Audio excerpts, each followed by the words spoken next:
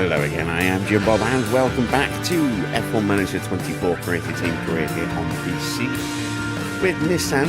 It is the final sprint weekend of the year, the penultimate Grand Prix of our first season, and it is going down to the wire between Sainz, Leclerc and Norris as we head to the Lusail International Circuit for the Qatar Grand Prix.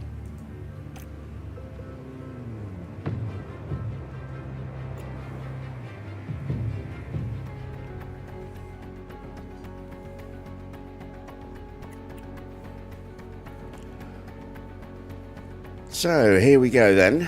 One more time we need to prep ourselves for a sprint weekend. Whether we'll get anything out of this weekend is completely irrelevant. Have to excuse me. I am there we go, just trying to move a few things around. So yeah, let's see. Evening Esparza, evening Bill. Hello to everyone else who is lurking in the chat. Please feel free to say hello. Let's get ourselves sorted out, shall we? We are 4 days away from the Grand Prix itself. We've got about 3 mil in the bank. If we take a quick gander at our car, you can see we have 4 projects on the go. These are the last 4 projects that we are going to be doing. So there will be no more research after this. This one will be done in 18 days, but by then we won't have time, even with maximum engineers, to get another research project done. So that's it. That's the lot. Likewise, we're not building anything. We're going to try and get through without spending any more money on the car itself. We'll just limp through the last few little bits of the season without buying and building brand new replacement parts.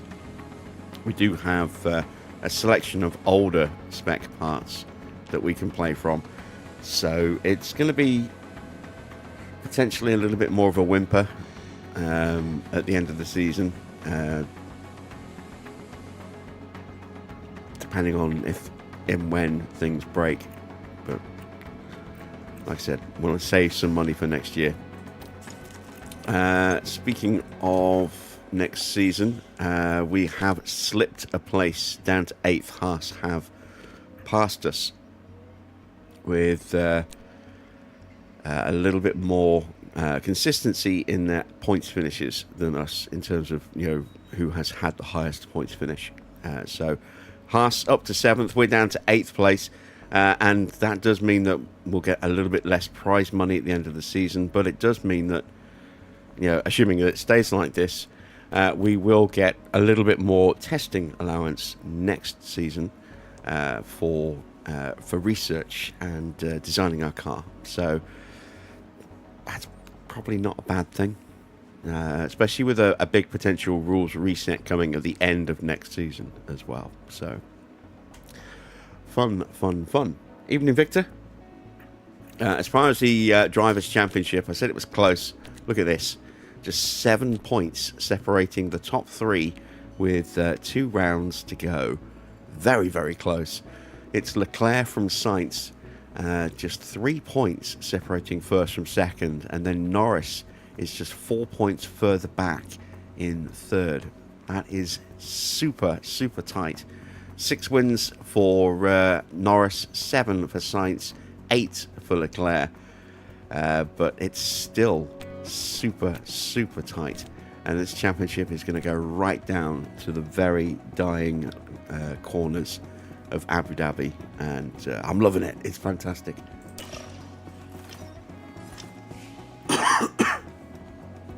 Okay, something purple in the inbox. Those are generally not good at this point. Ooh, investing in Tuca.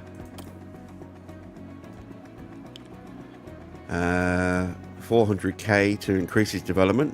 Hell yeah.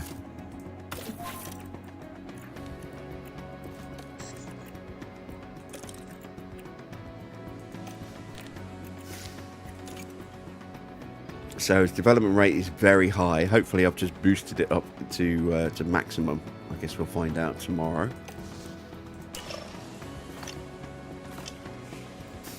Let's have a look. Nope, he's still very high, so not entirely sure what that's, how much of an impact that's had, but we have given him a little bit of a boost. He's 18 years old now, does not have a super license, but fingers crossed we might be able to stick him in a car for a practice session today. We won't be doing that, but it does mean that we'll have the option to put him in for the final Grand Prix in first practice. So we will try that when we get to Qatar. Strategy prep, let me guess, it's going to be dry. Yes, surprise, surprise. This is why I'm not bothering to fix the weather center until next year. Let's set some targets. 18th or higher and 18th or higher. This might be the last Grand Prix that we could achieve that. We'll see. Off we go to Qatar.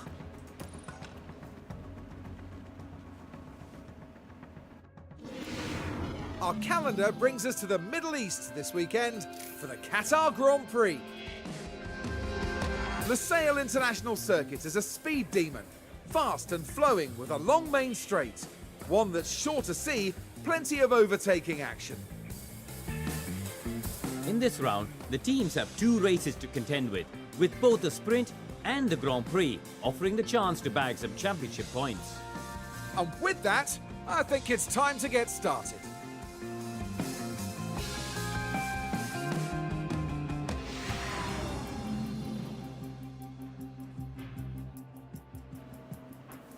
Okay. So, will it let me put him in the car? Oh, it will. So he is going to be available for the next round. That's good. That's good. Very pleased with that. We'll stick him in then for practice 1 in Abu Dhabi. That'll help boost his development rate as well, getting some time in a practice session.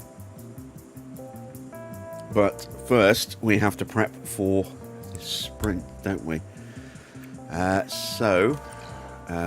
Let's see what we can use part-wise. It's just a sprint weekend, but I don't want to take the risk of that one breaking on us. So we'll go down to this engine. Got no choice. And we'll go with that gearbox. There we go. Ooh, excuse me. Apologies for just belching down your eardrums. Completely unintended. Let's set a run plan.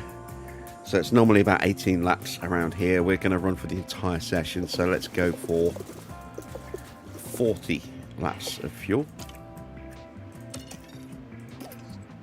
Which is double plus a couple. We'll use the hard tyres. And then hard tyres over here as well.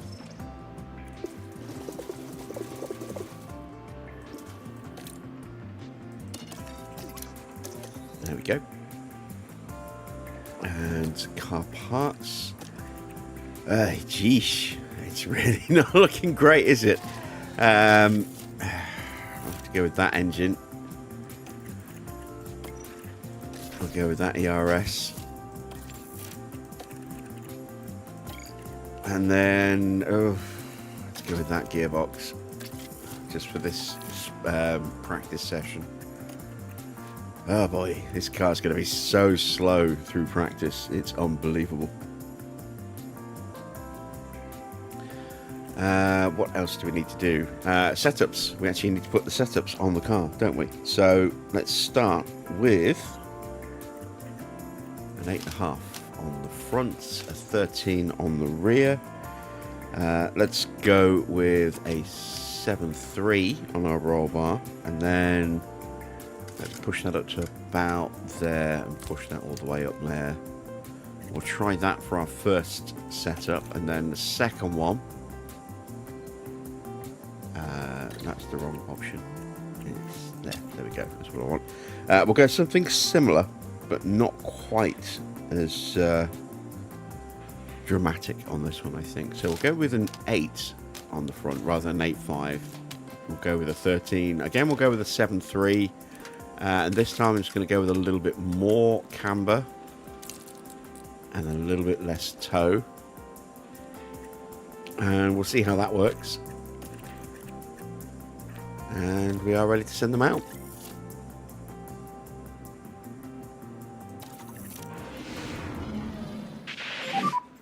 Should be green now.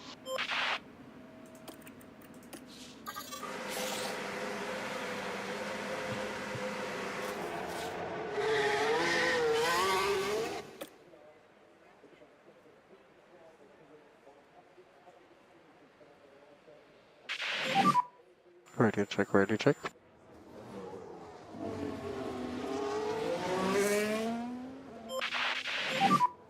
Can you understand me, okay?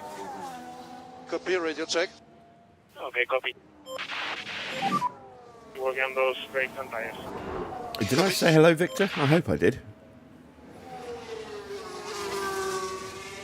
If I didn't, hello.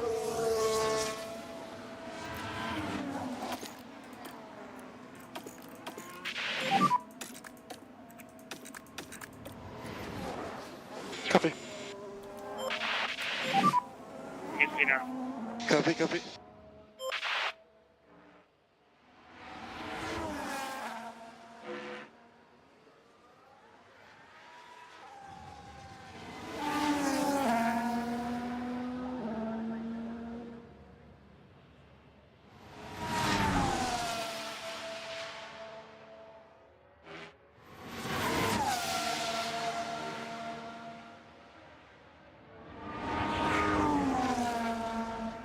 Oh, Arsenal have finally signed a player, have they?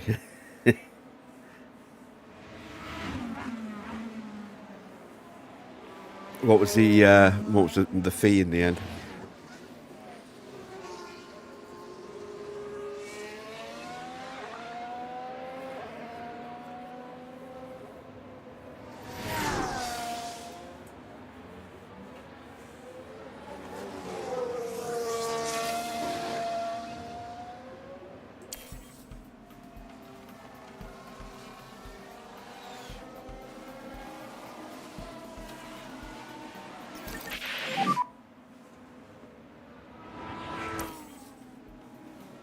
I'm not fully Oh, ready. there are only some rookies.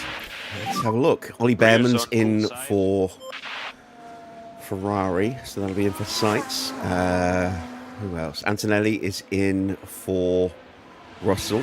Drugovic in for Alonso. Stuka is in, and so is Tim Tramnitz. So both Red Bull drivers sitting out the first session.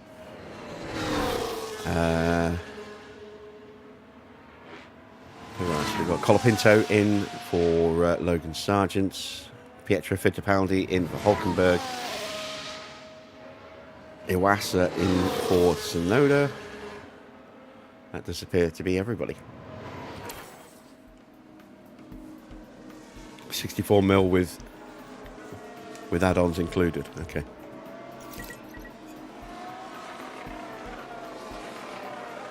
I don't actually know if that's a good deal or not, to be honest. I don't really know that much about him.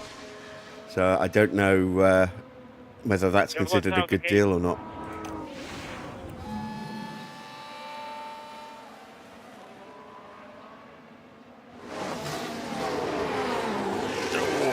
Big coming together there What the between Gasly and Felipe Drugovic. And clearly then, not what everyone in the garage would have wanted to see. That might well be a penalty for Alonso. Both of them are out. There's a BSC. I don't know if that will apply a penalty to Alonso's car. Okay, copy, copy.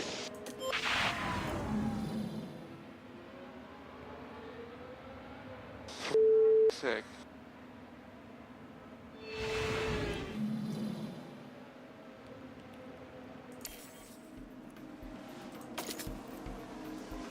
Yeah, grid penalty, 3 places for Drugovic.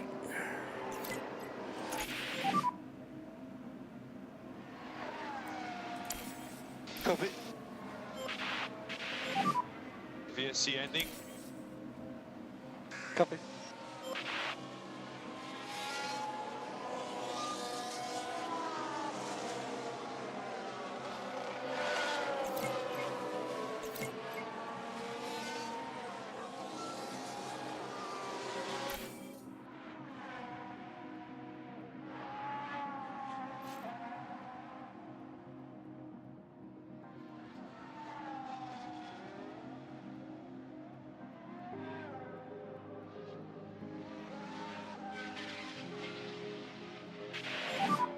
I think the tires were very cold.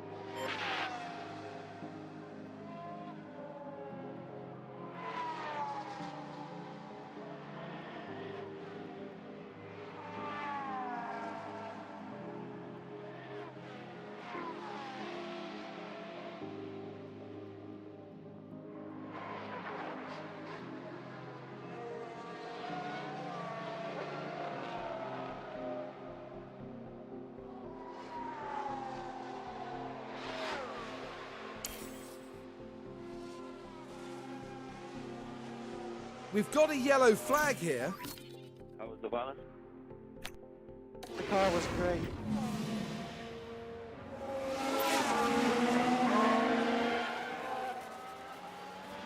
A little bit of a moment there for Valtteri, and we have some feedback from Mick. 96%. That is really, really good. So, just gonna wait and see what Teo thinks of his setup. 91. That's decent. We're not bringing them in. We're running them the whole session. Yeah, copy that.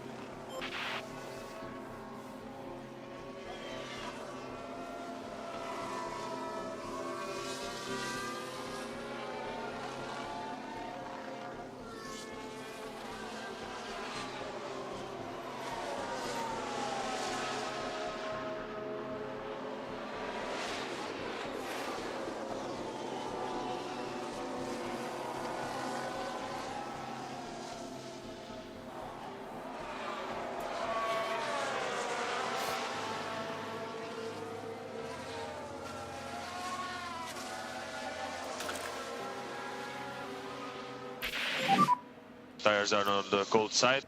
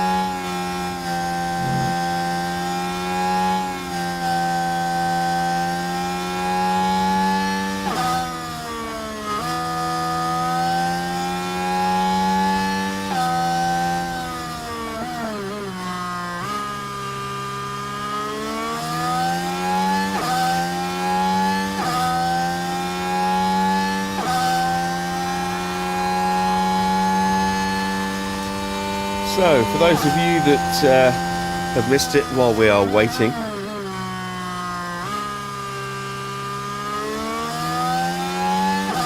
just going to pull up my TV for a second. We've got a new tutorial on the way. We've got Marlboro. I have recreated the Marlboro livery, well, logo. That will be coming as a tutorial very, very soon. And then I went ahead and tried to recreate the McLaren livery from that time period as well, as best I could, without using mods. This is all done on PS5.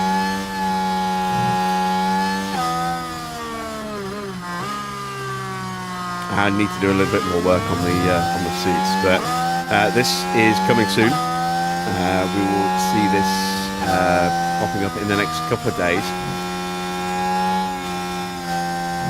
So hopefully, those of you who are curious about how to make Marlboro will check that out.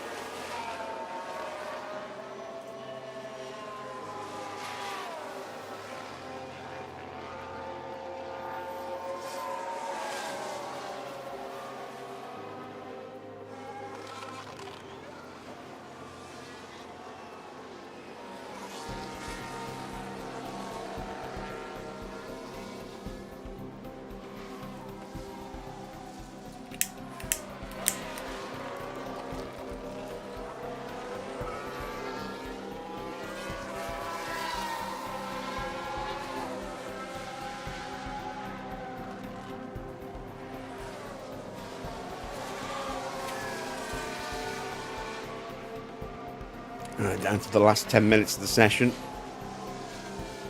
Trying to get as much track time as possible.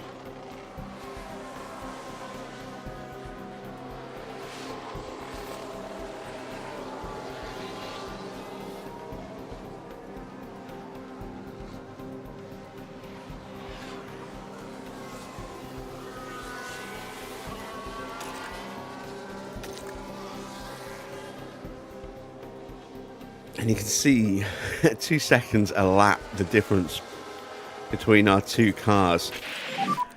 And even with a 27% gearbox, the fact that we're at a 6% gearbox on this car is why it's like the main factor as to why there is a huge gulf in pace. A little bit will be down to the engine. That's 29%. Against 59%, but for the most part that doesn't have a huge impact. It's the gearbox. The lower that number gets, the lower this number here gets, the bigger the impact on the speed. So yeah, 8% against 27%, 2 seconds of that.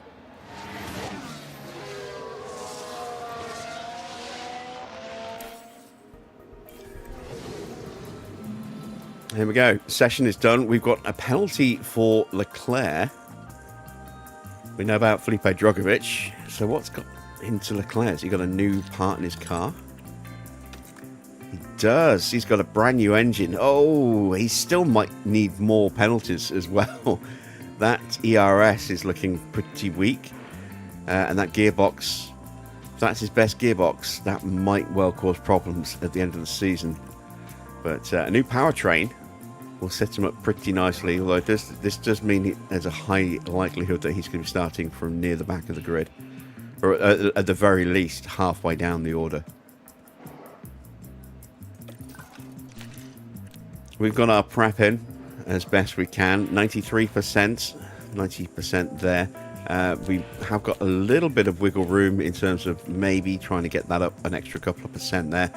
So an improvement here for Mick would be worth potentially an extra 2% on his prep up to 95, and then here we'd be looking at an extra 4, maybe 5%, so we might get him up to 95 if we can max him out, but we'll see.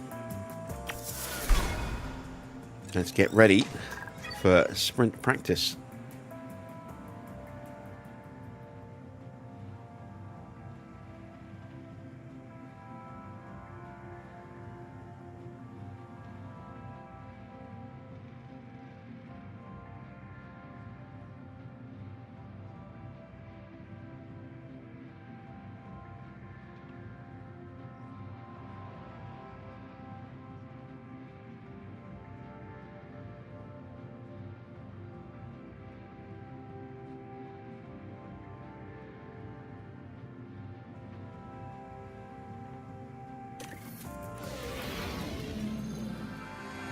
Welcome everyone, qualifying for the sprint awaits us, and we're raring to get going.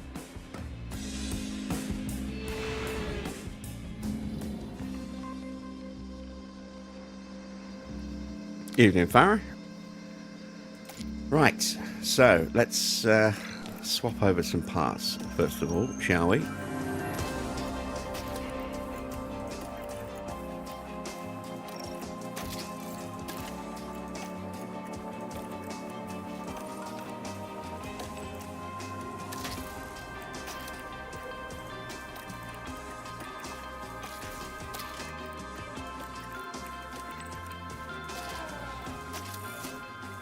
It doesn't really matter which engine we put in. There's a very good chance that Porsche might not survive the final Grand Prix of the season at this rate. Let's see if we can tweak the setup slightly, shall we? Do I go up or down?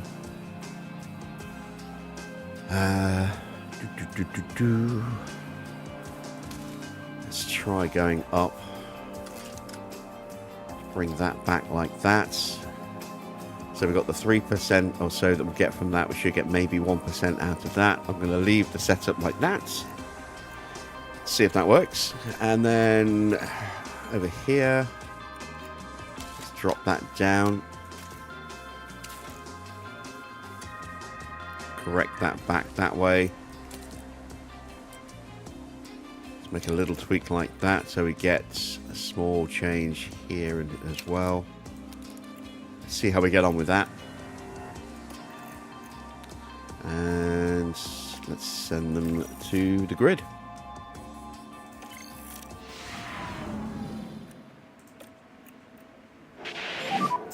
Should be green now.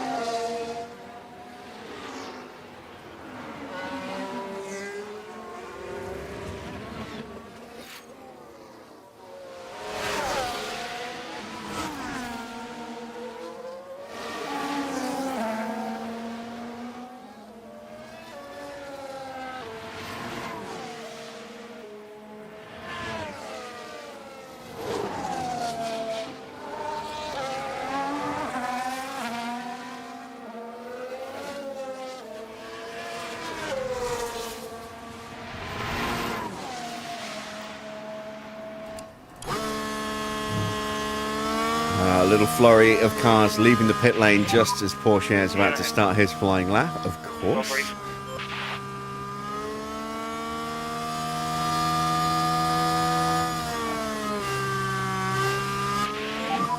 And now Mick will start to power up as well. And we've got more traffic just about to leave the pits as well. Magnussen running wide on his Now out we're lap. down at turn 9.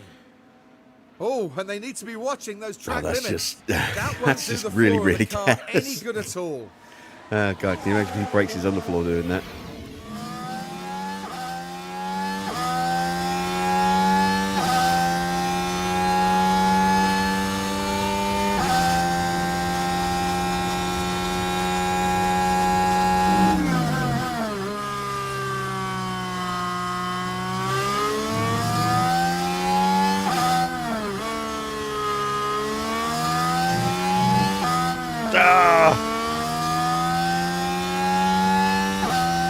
So we've already fallen victim to the traffic with Mick. Porsche been okay so far. Looks like it. I don't know, it's hard to say actually. Norris is not really a good benchmark for us to check against. Joe's 2/10 quicker than us, so that to me suggests maybe we did lose a little bit of time with both cars. Max now 27.0. It's a 30.0 in the middle sector. So we're going to get held up again for a second then. 29.9 for Schumacher. Albon definitely did lose an extra couple of tenths there by the look of it. Oh, are you kidding me? What a disastrous first lap. B1.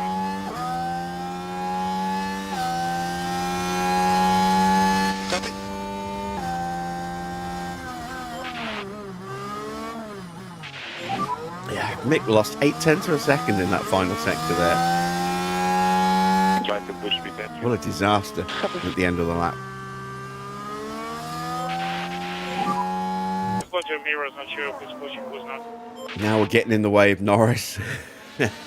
Or is he on an out lap? I think he's on an out lap. Oh no, wait, he's on an in lap. He's done. Oscar's out there on a flyer. So is Charles Leclerc.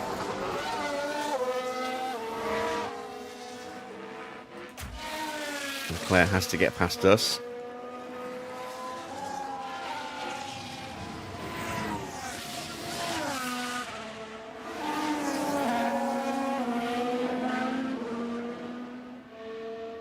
And looks like he got through completely unimpeded there. So 29.6, down a couple of tenths again to Oscar.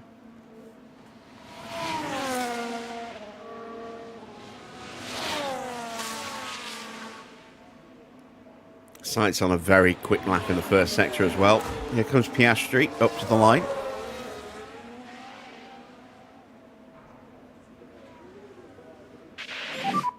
Pit lane.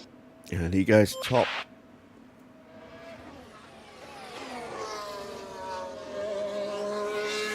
Leclerc slots into third place. Oops. Sainz may have a little bit of traffic to deal with at the end of his lap here. And he's going to lose time. Blocked by Max.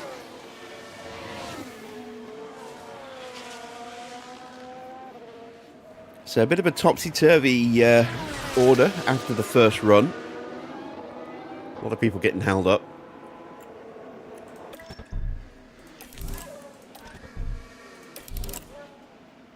Now it's a case of trying to judge when's the best time to go. And I'm going to gamble on it being now.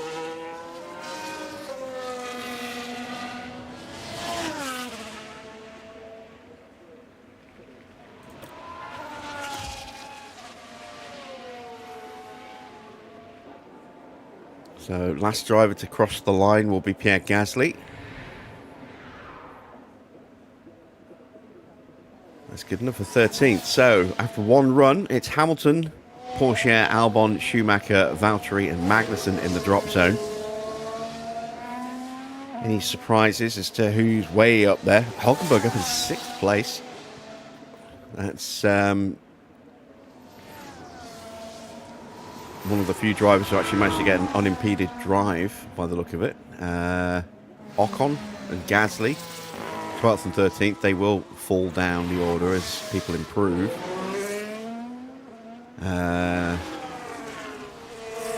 Yeah, we'll see how we get on this second run. Hopefully the track will be nice and quiet for us.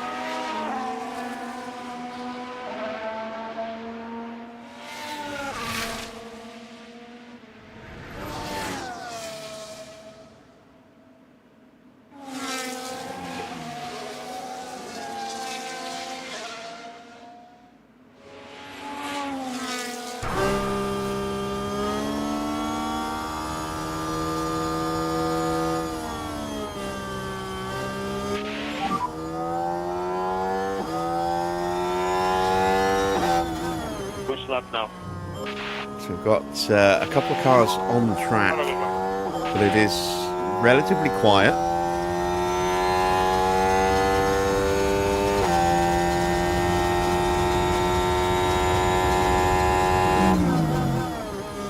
now a question of where we catch.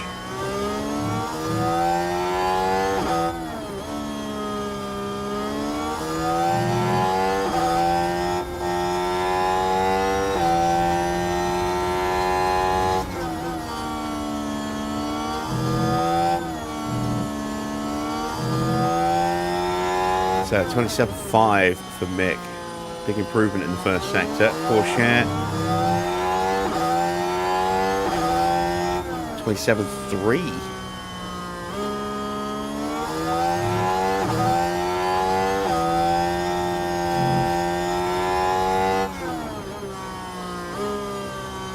Okay, be kind to me here, please. Thank you.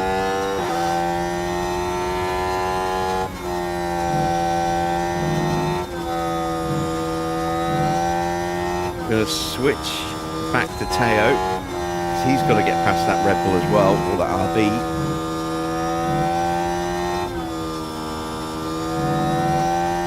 And he does so without any real loss. That's good. Up to the line for Mick.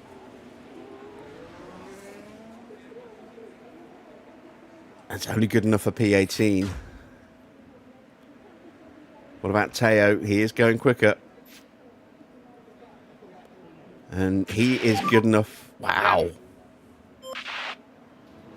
He was up by, what, 4 tenths. He ended up just over 4 tenths quicker, and he's all the way up in 10th place. So Schumacher's out. Porsche has a chance of getting through.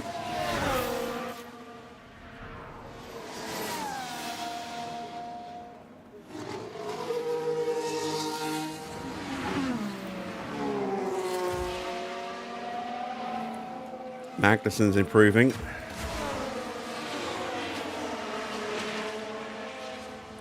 Don't know if Joe's going to really improve at all. He's not up at all in either of the first two sectors. Magnussen's definitely on an improved lap here. Might have been held up by a Ferrari there, just in the penultimate corner. Let's see what his final sector looks like. So Joe is out. Magnussen gets all the way up to 9th place. That puts Logan Sargent in the drop zone. Through goes the Ferrari.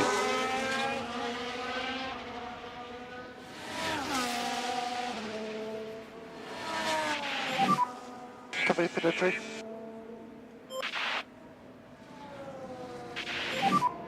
Pit lane. Hamilton, Valtteri squabbling over position into the beginning of turn 1 at the start of the lap, sorry. So these two both pushing and getting in each other's way. Sainz puts in a purple first sector.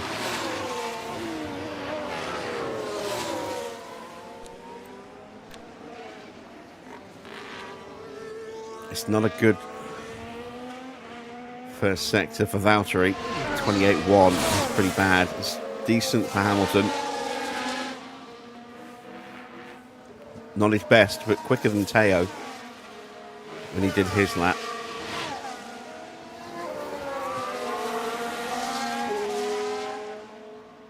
And I think Hamilton might have enough pace to get through here.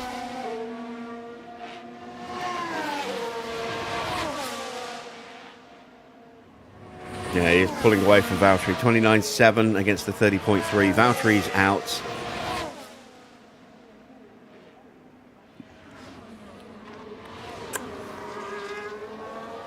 Porsche now down to 13th as Perez crosses the line in 12th. I think Porsche is safe. Hamilton up to 11th. Valtteri stays 22nd. Here come the Williams drivers. Stroll is out there on a flying lap as well, as is, I think, Pierre Gasly. Ocon looks like he might be on his way back to the pits.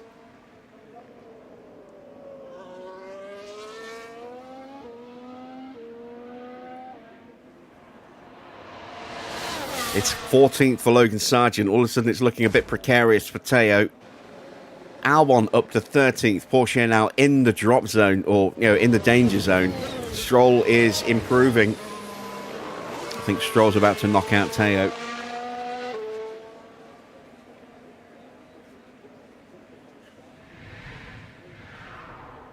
Across the line for Stroll, and he goes all the way up to P5. He got a clean run in at the end there. And it's kind of irrelevant now what happens to Gasly. I don't think he's going to make it through. Norris goes top. Gasly does not improve. And it is Porsche, Ocon, Gasly, Zhou, Schumacher and Bottas eliminated at the end of sprint quali 1. Both Alpines, both Salvas and both Nissans.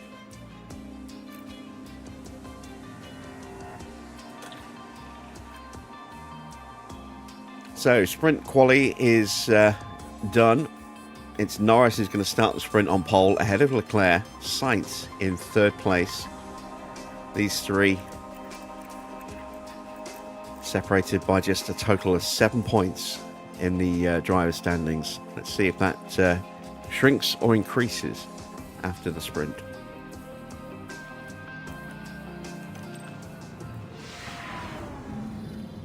Well, the excitement levels continue to rise here as the teams prepare for the sprint.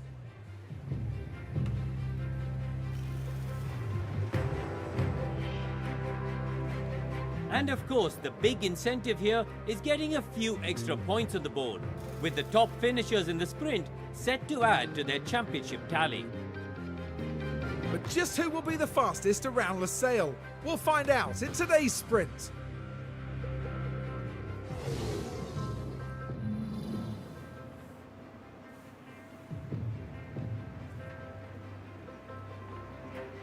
Did I watch the game? No, I didn't. No, I did see the result and I saw the highlights on YouTube, but no, I was asleep. I spent most of most of the last half week to week, sort of staying up till 9-10 in the morning and then sleeping through till not long before I do my stream. Trying to avoid the heat that way. Right, let's get ourselves prepped, shall we? We'll go with soft tyres and we'll just protect the crap out of them.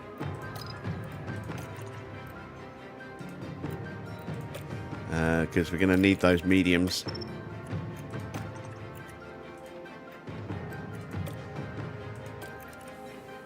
For the Grand Prix, we're at 99%. So close. One click of toe needed. How do we do here? We found an extra 3%. Still not quite where we need to be. So I'm going to try dropping the front wing down to 7.5. Just see what impact that has. Might be a positive one. Might be a negative one. We won't really know till after the sprint. Going to put one extra lap of fuel in, just so we can be a little bit more aggressive with that to help protect the tyres a bit more. And then do that over here as well. And we are ready. The Qatar sprint is next.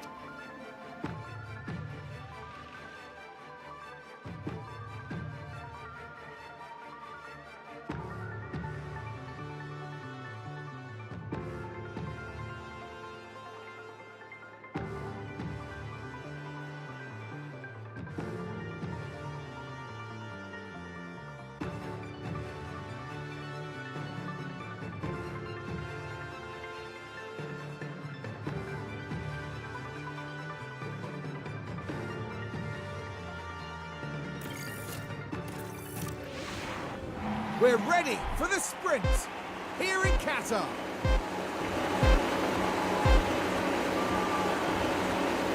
And it's lights out and away we go. All right, let's see who gets a good launch at the start. Sainz looking to jump his teammate. Oh, there's contact between the Ferraris. Sainz is off. That could have huge ramifications for the title. Just keep an eye for track.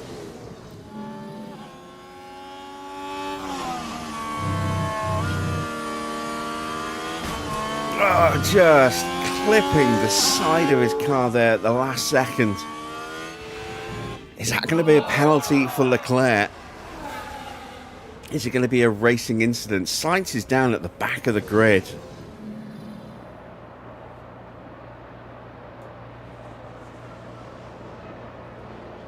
And he finally gets going. Look how far back he is. He's 10 seconds off the back of the grid.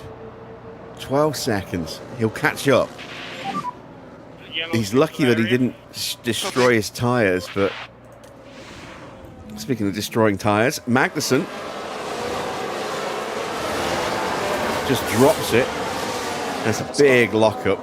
I saw his tyre wear was at 74%. I'm like, how did that happen? And then I saw, oh, he spun.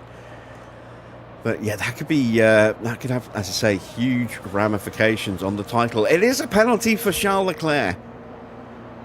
5-second penalty to be applied.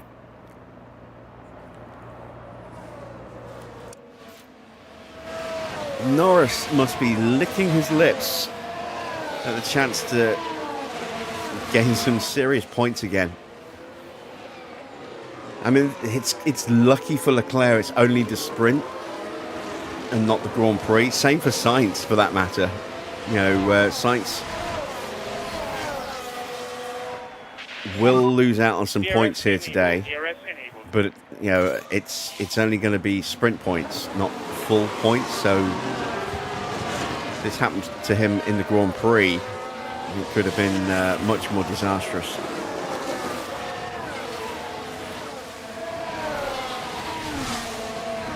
Let's turn our attention to our own drivers. We are 17th and 18th. I'm going to drop the tyres right down. Try to save a bit rears here. And turn off the battle assist.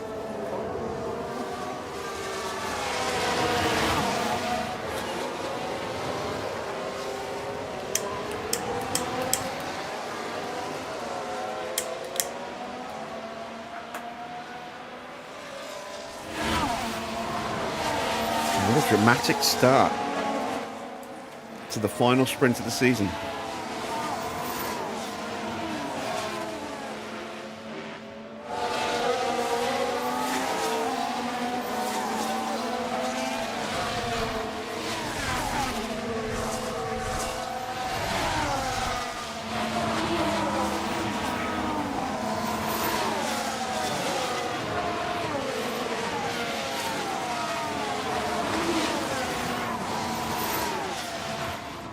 Sainz is already just 2 seconds off the back. He is flying to catch up. It's a new fastest lap for Charles Leclerc, a 1:26.8. I can't wait to see what Sainz's lap is going to be. Completely unimpeded. And with a point to prove. So 1:28.0. No DRS, no slipstream, but still mighty quick compared to everyone in front of him.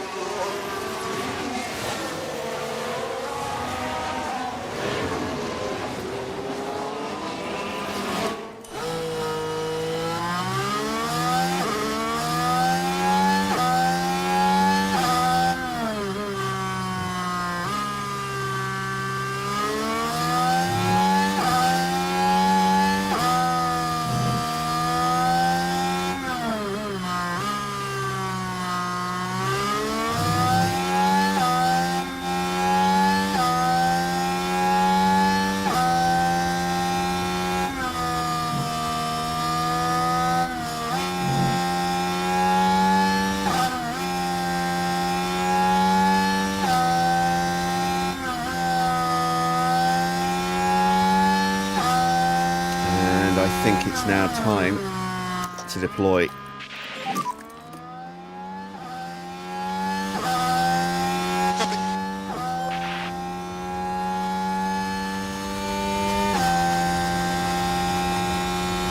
We're not going to get through, but we'll cut to Carlos Sainz. He's going to try and get past Magnussen and Gasly to turn 1. Oh, I thought there was contact between him and Magnussen for a second then. Magnussen's tyres are ruined already, look. He has lost a lot of ground. Was there contact?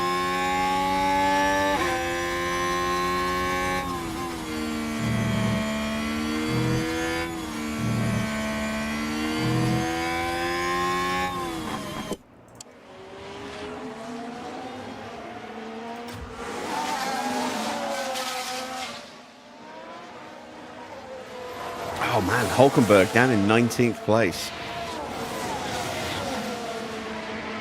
What happened to Hulk?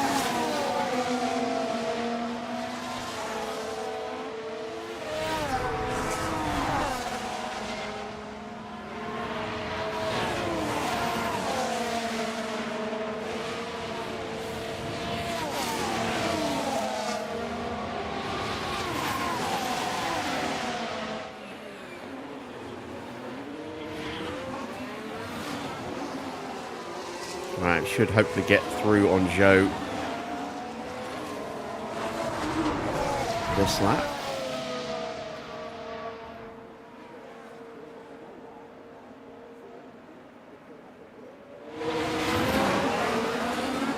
There we go, up the inside.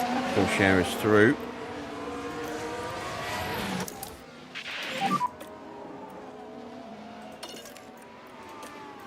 Copy. So get these tires back up to 10. Full focus on one of the front tire.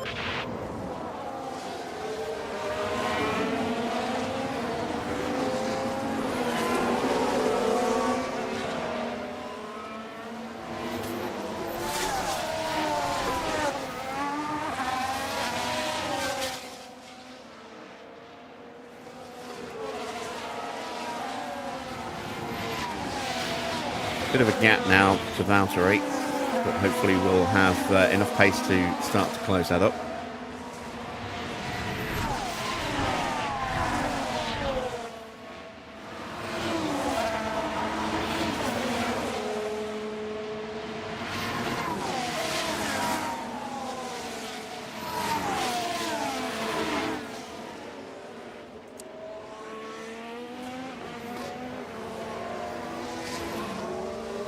No, is the answer at the moment anyway.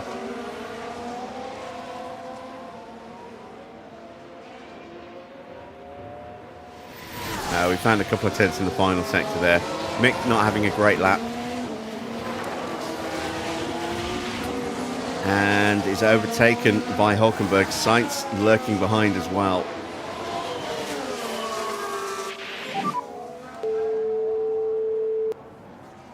Head down, eyes forward.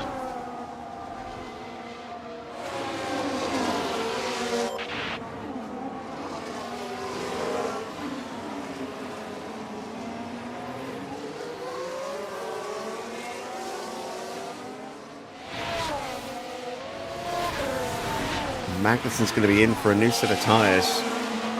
Possibly at the end of this lap, if not probably at the end of the next one.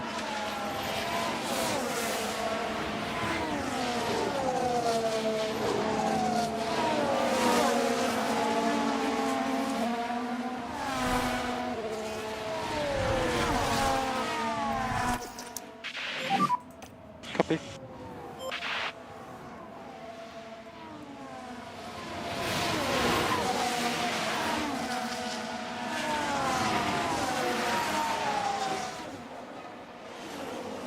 Here comes Carlos. Having a sniff. I'm not going to try and fight him too hard.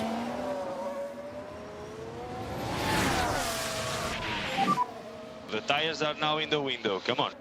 He should easily dive bomb into turn 1 here. No, doesn't. Stays tucked up behind us.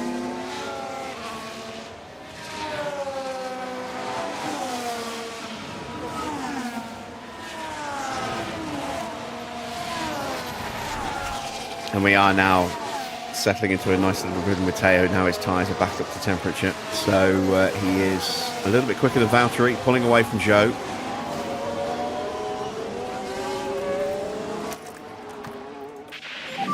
Now we're going to see if we can get Mick back past Hulkenberg and start to close in on Joe himself. I'm seeing a lot of drivers who are going to need to make some stops potentially here. Big fault for Sargent. Is the engine okay? No, engine is not okay.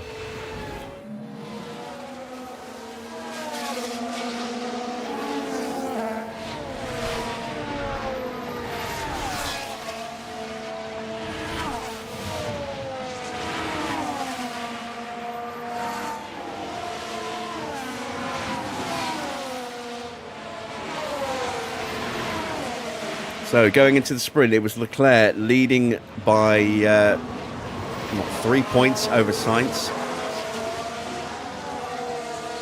And then Norris 7 points behind Leclerc. If things stay as they are, I think Leclerc will be far enough ahead of Tsunoda to counteract that 5-second penalty by the end of the sprint. So it's looking like it'll be Norris first, Leclerc second. Because even if Leclerc gets in front of Norris, he's not going to be able to pull out 5 seconds on him.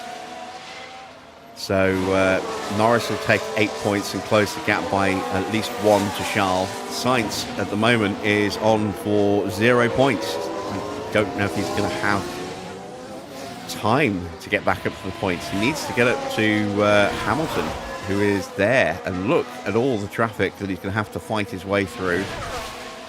And he is going to have to fight. No one's going to give it to him, and it's not an easy track to overtake on with the dirty air and the realistic racing mod. So it could be a real struggle for him.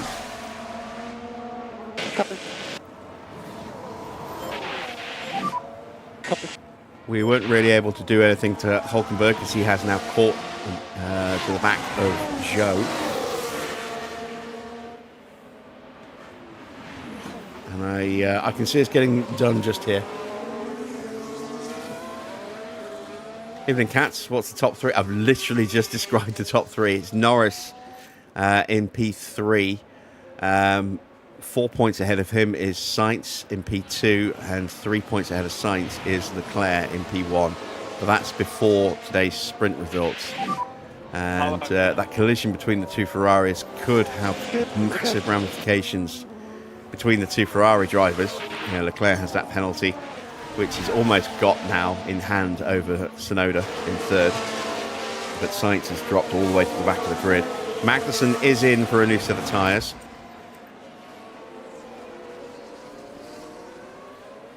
I think they're soft. Yes, they are soft tyres. Brand new soft tyres. So he'll shred those, trying to catch back up again. It is tight. Yes, it's very, very tight. You know, it's been a fantastic back and forth championship between those three. And only those three. You know, big gap back to Piastri fourth. He is tight with Verstappen, those two squabbling over fourth place, but they are a long way off.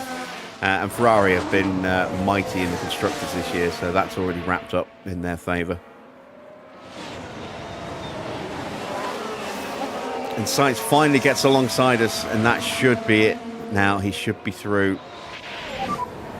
We do have a bit of a slipstream, which might prove advantageous. But Sainz will probably get us under braking into turn one now. No, we actually get back past him. Good stuff. All right, let's harvest. Evening, Wayne.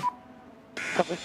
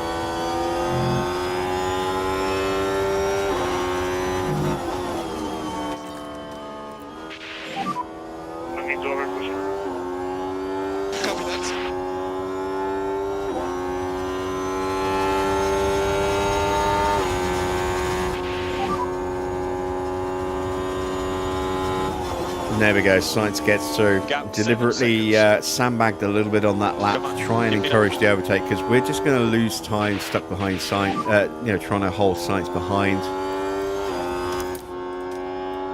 Just looking It makes sense for us to let Sainz through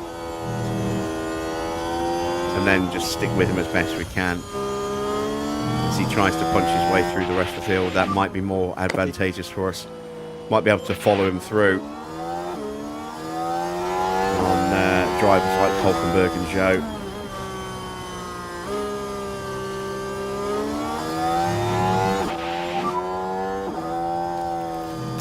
See if we can put a little bit of pressure on the back of Valtteri.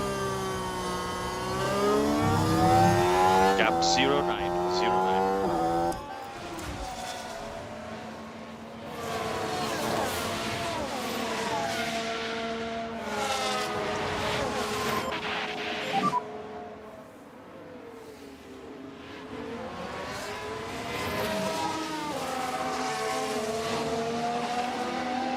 Still a very long way to go.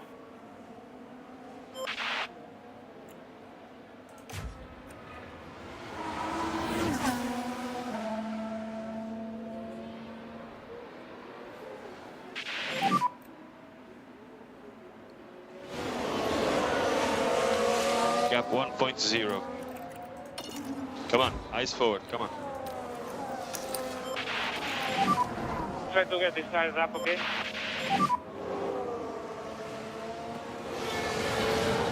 Copy, copy. Right. Got a few deliveries arriving this week. I had a little headset stand, which I've had my eye on for a while, turn up today, my orders, and picked up a USB-C to C cable as well, because I needed a new decent one. So I've got a nice braided anchor cable with a 3-meter length. And then tomorrow, should be tomorrow, I'll get my Apex wheel stand from GT Omega. Copy, copy. And then a footstool will arrive in a couple of days as well.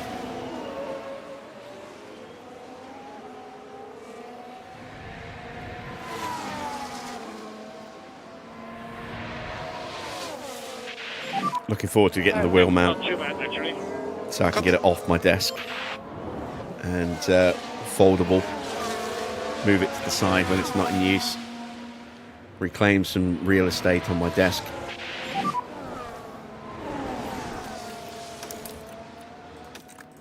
Still a long race. Head down. Copy. So Sainz has punched through past Hulkenberg and past Joe. Mick in a position to try and put some pressure on Nico Hulkenberg. So let's start to Understood. turn the screw on that one a little bit, if we can. We've got a fault for Oscar Piastri in 6th.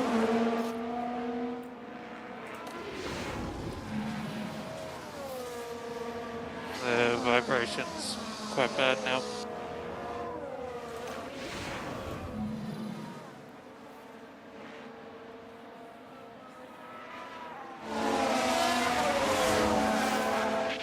And you can see the gap now. It's nearly 10 seconds. So Leclerc's not going to Gap be able to beat 09. Norris, but he's going to be Come on. comfortable in 2nd place, assuming his tyres don't explode, which they shouldn't do.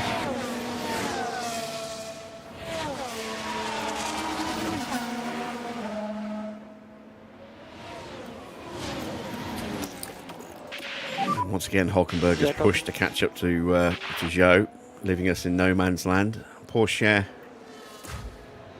not really able to do anything stuck behind Valtteri at the moment, because Valtteri is in that slipstream of Albon. So let's just protect those tyres a bit more.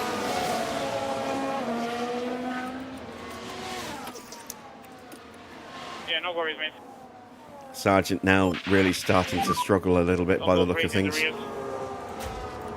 Copy.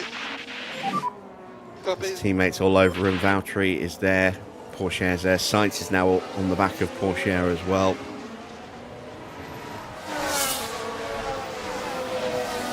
Mick is still stuck.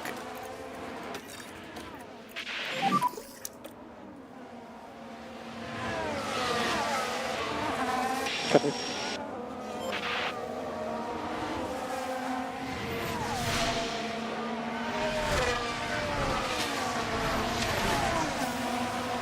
So if things stay as they are, it'll be 7 points. Sorry, 6 points, the gap between Norris and Leclerc. But they will both pull out some points over Sainz. Sainz is not going to score any points today. So let's see what the prediction is. See if it actually shows it correctly. There you see, Sainz will drop down to third and he'll have a 10-point gap to his teammate if things stay as they are.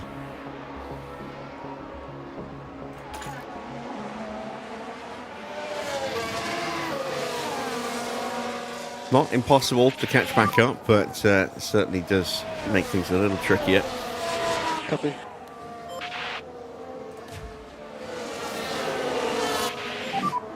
Copy that.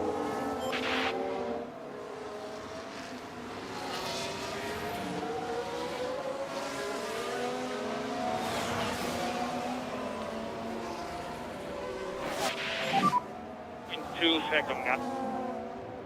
See what you can do, mate. And look at the state of Sargent's tyres, down to 39%. Albon's and Valtteri's aren't too much better. Zhou down to 37% on his tyres. Hulkenberg on 39. We will get a couple of places at the very end here, but it's a sprint. We're not going to be quick enough for points. It's not going to have any impact on our sponsor targets because they don't apply to sprints. So I'm not really fussed where we finish today in the sprint.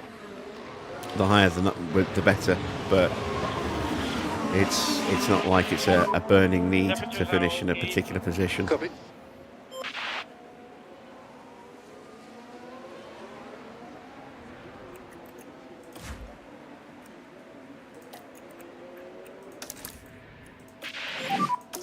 Copy.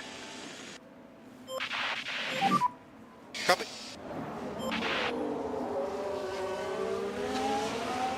The chance will come.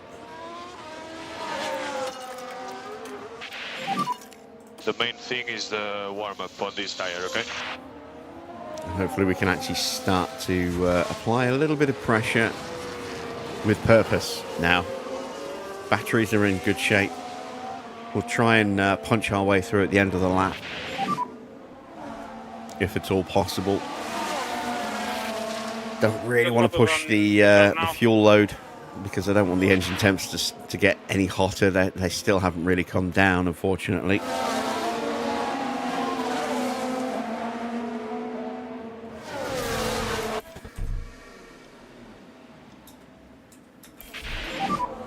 Looking for a good sort of dusk shot. That's not bad.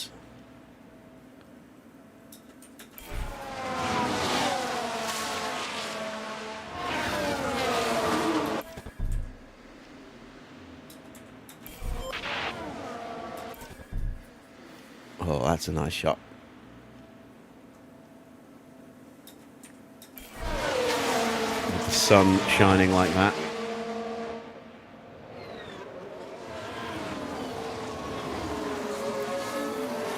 Oh, there goes Sainz putting the moves.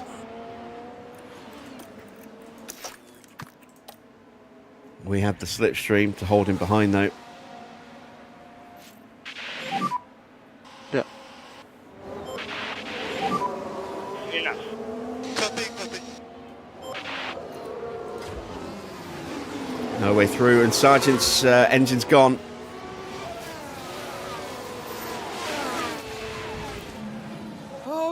Oh dear. What a miserable way to bow out of this one.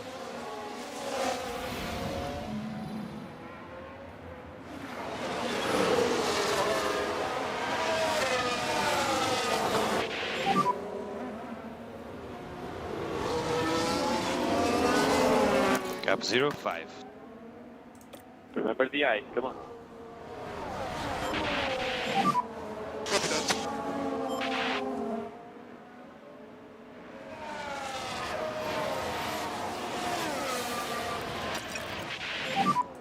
So get these tires back up to 10. Full focus on one of the front tire.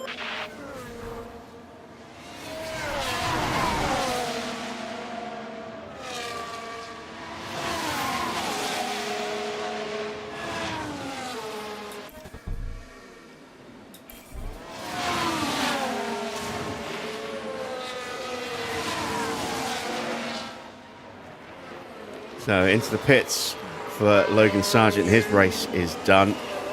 Porsche will now get hopefully an unimpeded DRS run on Valtteri. Yeah, Valtteri does not have DRS, so this is a chance to move up another place. Piastri's fault increases as well. The vibration's quite bad now. Can we get them smooth done? Okay, Tunas. Copy. Come on, complete the move, complete the move.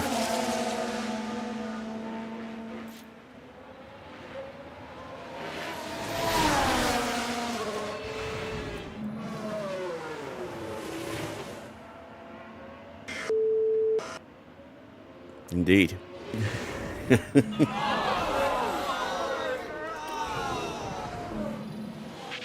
And we still can't get past Valtteri. How's Mick getting on? Oh, there we go. Mick gets through, finally, on Joe. That took far too long. Okay, good job.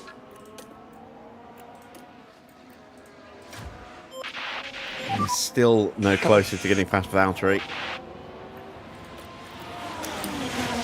Say what battery we've got left for next lap.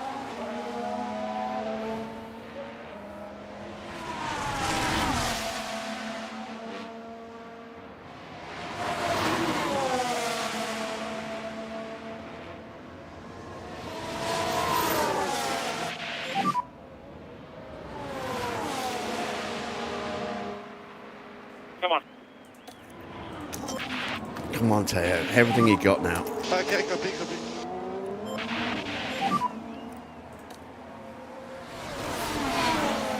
Copy, copy.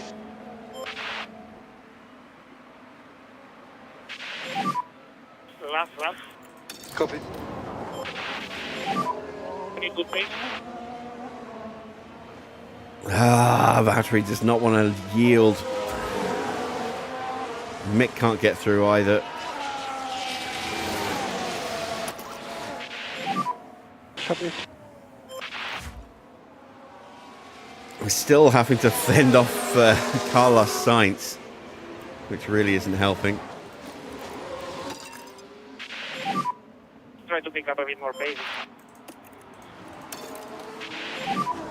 Head down now, try to get a good pace. Hulkenberg's Lando tyres are Norris hanging with the on. sprint Norris win. has won the sprint. And well done, Lando. You really deserve that win.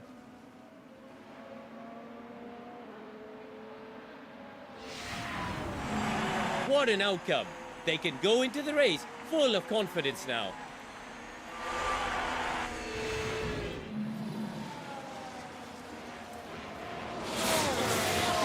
Leclerc finishes second. He will stay second over Yuki Tsunoda. 0.2 second gap. We can recover it, okay?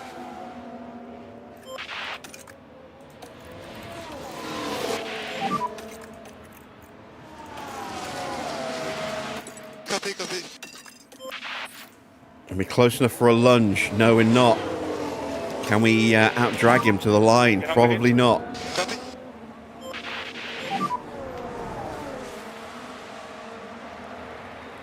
Copy. It will be 15th place. And 18th place. Not the best result in the sprint, It's the end of but the race. it is what it is. You know, the race is the important one. Fingers crossed we can get something out of that. Just the one retirement then. Logan Sargent's giving out on him, forcing him into an early retirement in the pits. That'll be a new engine part for him and potentially a The competition penalty. out there was certainly tough today, and it leaves many coming away from the sprint empty-handed. At the end of that, it's a 15th place finish.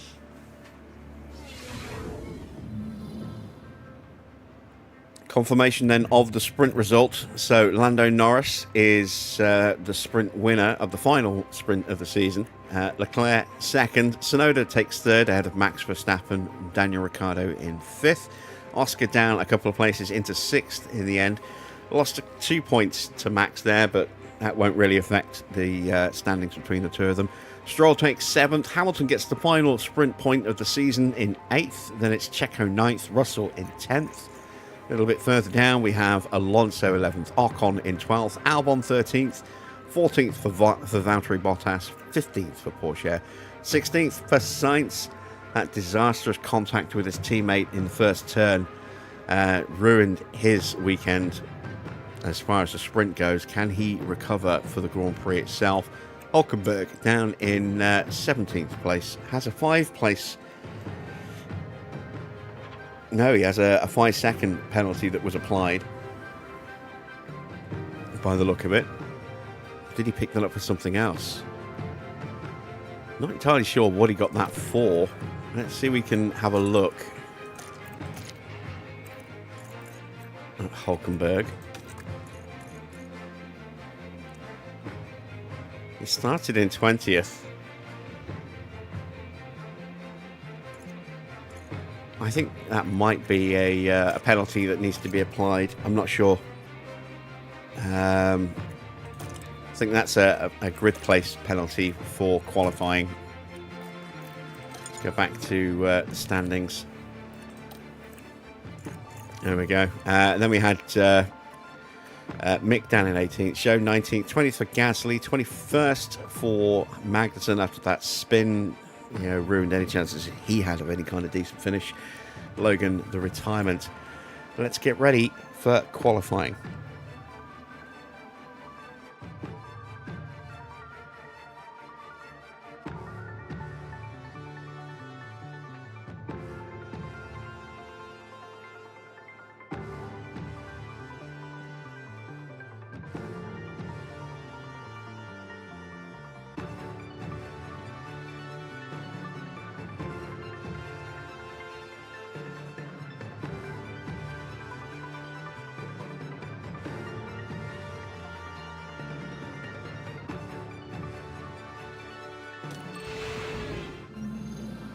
Hello and welcome to the much anticipated qualifying session.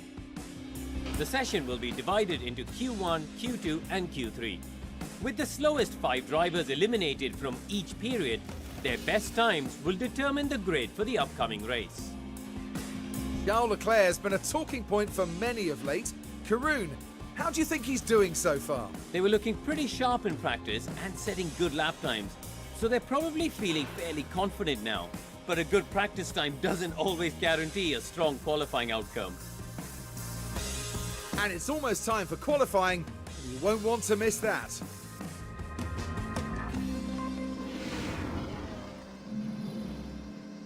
Okay, let's take a look. So I need to guess which way to go. I'm going to go that way. We definitely went wrong here. I'm going to go back up to an 8.5.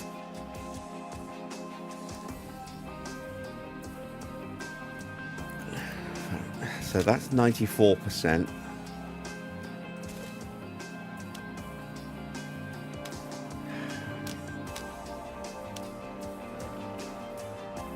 I don't think moving the front wing's the right call. I think I need to make that change here instead.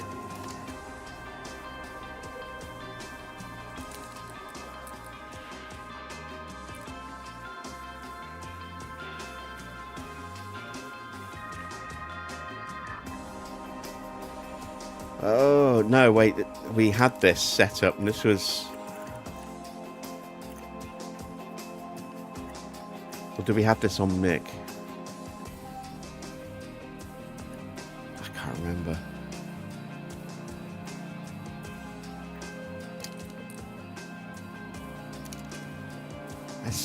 Let's try this. See what this does.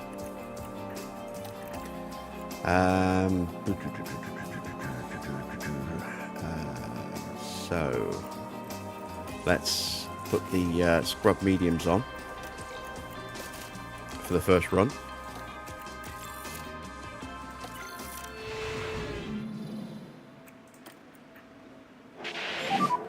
Green, green.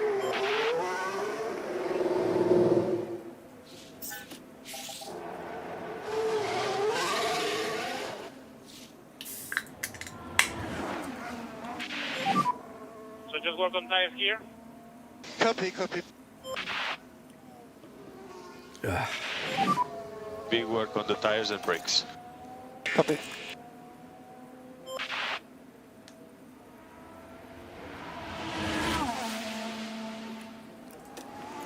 So pretty good. Pretty good. I mean, we haven't made any earth-shatteringly bad changes to the setups. Mick's either going to be 98 or 100%. That's going to have negligible impact on his overall setup performance. Teo could gain a few percent, could lose a few percent. Will have a slightly bigger impact, but again, it shouldn't be too bad. It would be nice if we can get him a little bit higher. I don't think I'm going to be able to get him up to 100% on his setup, but with the change that we made, but if we can get him up to 96, 97, 98, I'll be happy with that, I think. Just give him that little bit extra potential.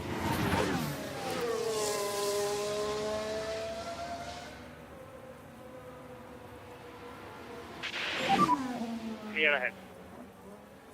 Okay, let's go.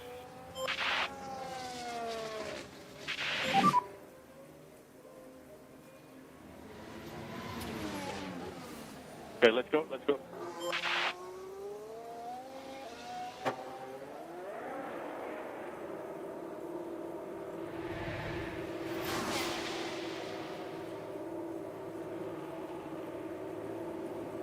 As always, we get traffic popping out in front of us. It doesn't really matter. We're the first two cars on track, so we're going to be purple. And first and second on the standings after this run. It's all about, we're on scrubbed medium tyres when everyone else is on soft. So, wow, I'm looking at this, some very, very scrubbed soft tyres going on for some people.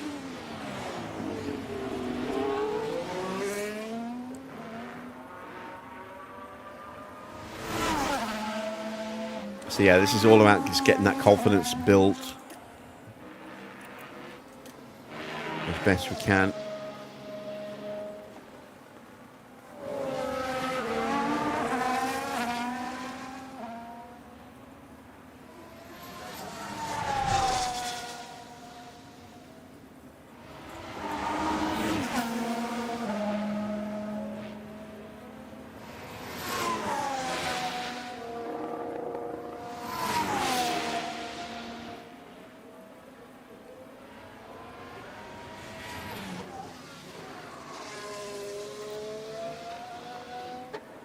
It'll be Porsche across the line. I want 26.3 on the nose. We're P1 at the moment. Mick is less than a tenth behind, 74 thousandths.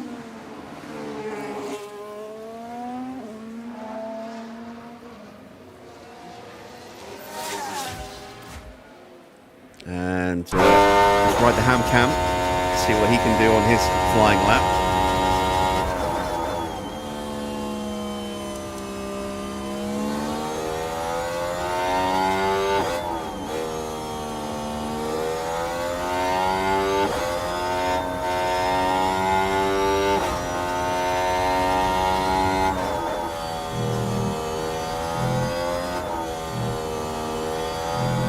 Difference between the two Red Bulls in the first sector, the two RBs, 26.9 for Tsunoda, 29.0 for Ricardo. Ricardo very much getting blocked somewhere.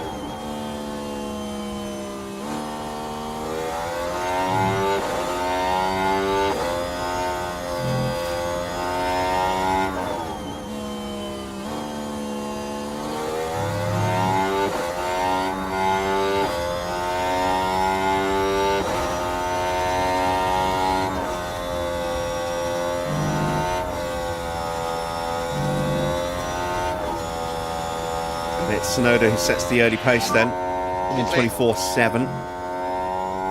Will be beaten, Top on the mark. but not by Hamilton. Good entry. He's down 1.6 seconds in the first Pit two limiter sectors. now. Stop pit position.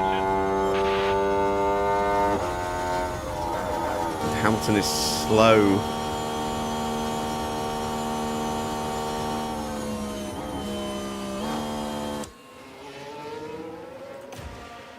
This is going to be our early pace setter, Carlos Sainz. Desperately needs a win tonight now to bring himself back up towards the top of the standings and close that gap back up again.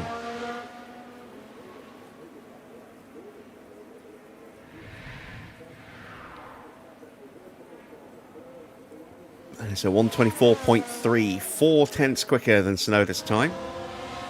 And the first of the big boys to blink. Norris and Leclerc coming up to the line. And it's third for Leclerc, but impeded somewhere on his lap. Final sector. Norris also not having a great lap. He's in 5th place. Piastri goes up to 3rd now. Here comes Verstappen.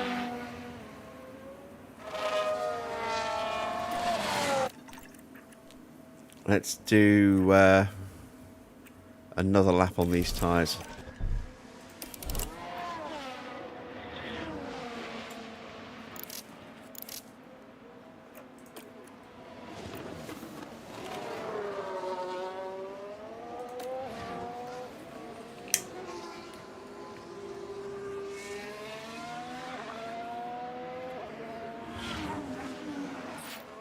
And Max, good enough for P3. Porsche exits the pit lane just in front of him.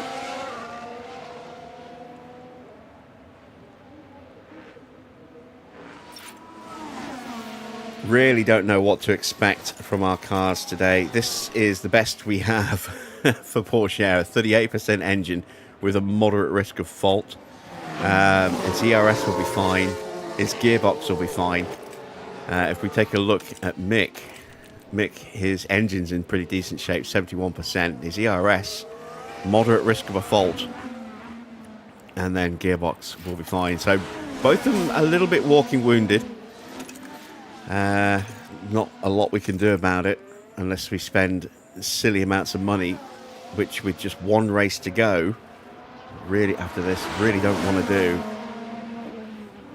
We can expect to lose some aero parts after this Grand Prix as well. We had a couple that were at high risk of failing that will definitely be broken by the time we get to the end of this race. And then a fair few at medium as well. And being a sprint weekend where they're doing double duty, there's a good chance that some of those might break as well. We are desperately low on spare parts of the best spec that we have. So Push.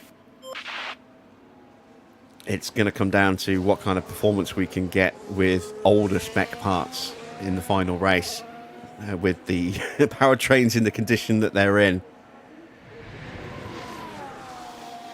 And I've got Lewis Hamilton popping out in front of me.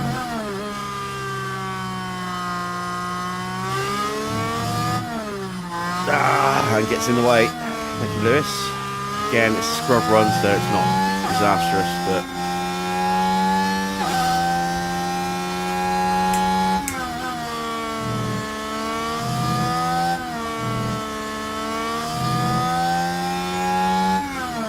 not expecting to see any real improvement in the lap times. but we will get extra confidence for completing another flying run. And if we can get a green sector for an extra little confidence boost on top, that would be nice. Just trying to get them up towards peak in preparation for their soft tyre run.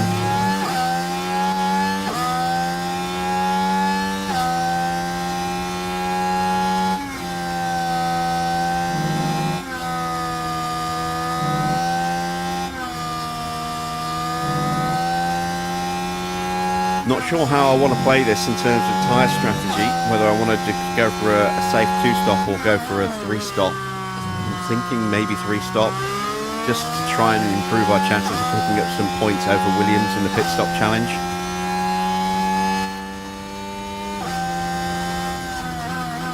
There you see, we get up into peak confidence for Teo. That green final sector certainly helps. He matched his best in the middle sector.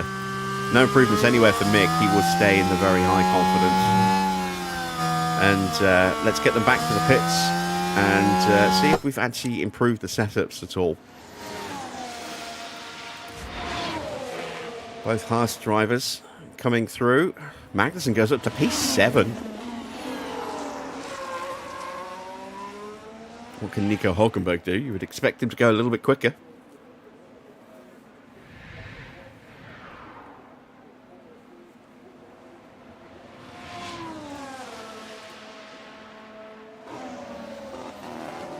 And he goes up to P3. Wow, what a lap from Nico Hulkenberg. Haas suddenly finding some performance in the closing stages of the season. So it looks like they are going to take 7th away from us. I don't think we're going to have the kind of pace we need to really challenge them tonight or tomorrow.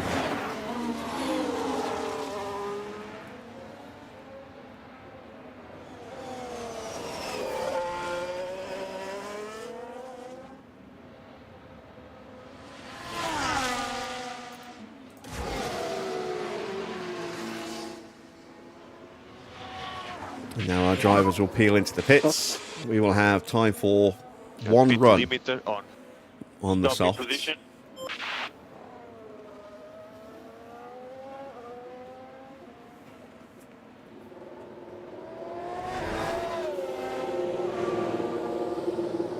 Can we maximise the potential pace there? Ricardo goes top with a 124.2.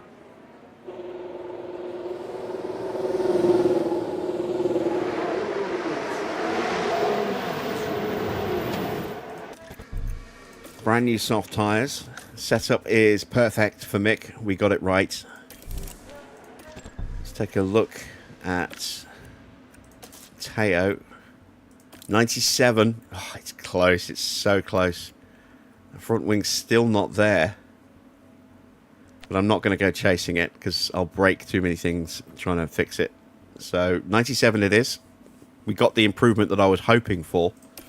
97 was what I was aiming for, an optimal 97, where just one thing needed to be amended.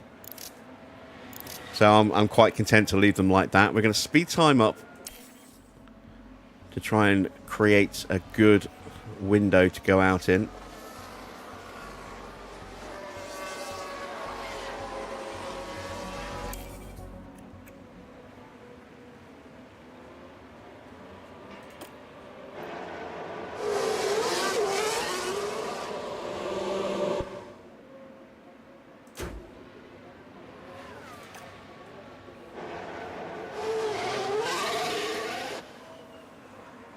And this is it. It's our do or die lap on a set of brand new soft tyres. Brakes on tire, okay? Copy.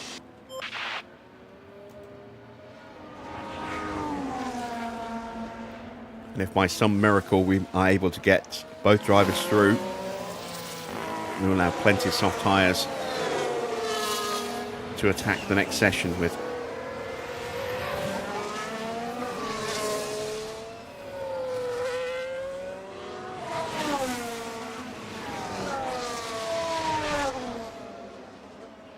So we move out of the way for Nico Hulkenberg, I think.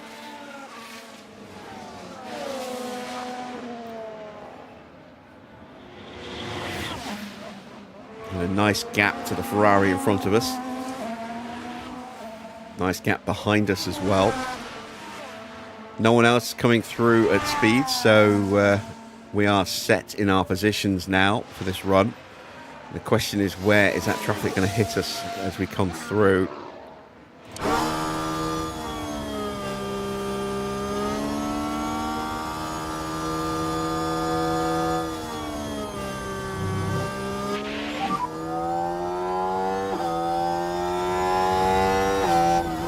Let's go, come on, eyes forward. Norris in the drop zone, but just went purple in the first sector. He needs a good lap.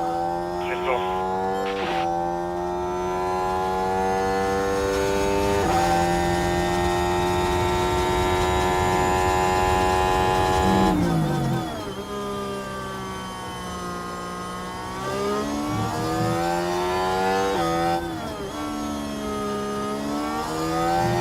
Stroll on a very, very good lap as well. Norris purple in the middle sector. Now Leclerc goes purple in the first sector.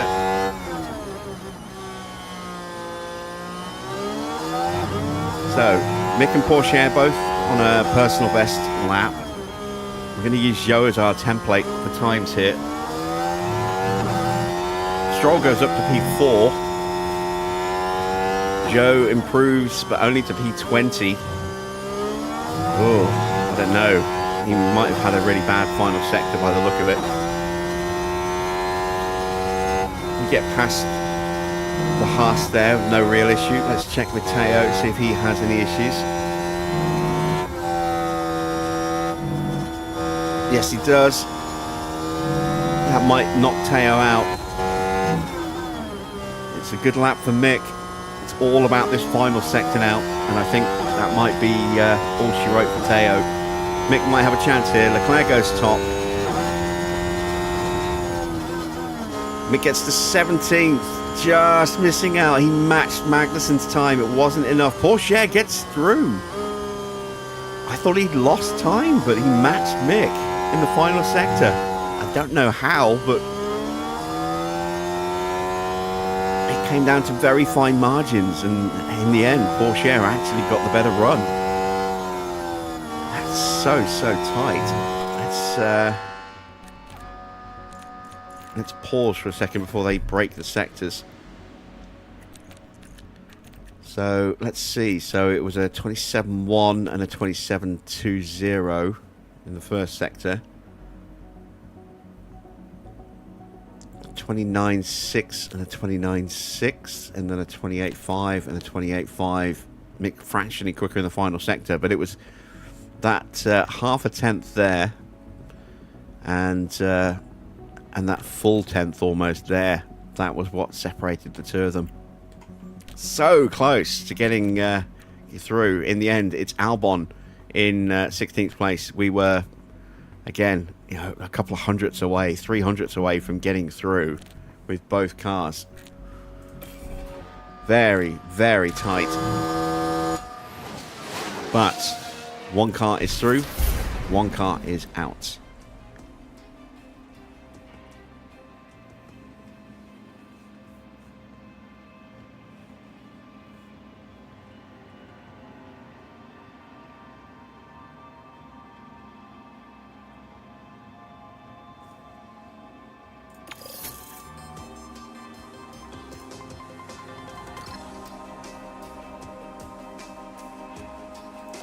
Into second quali then.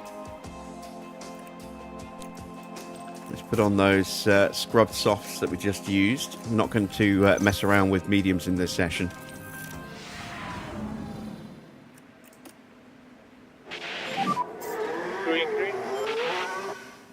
Want to get a decent time on the board early doors.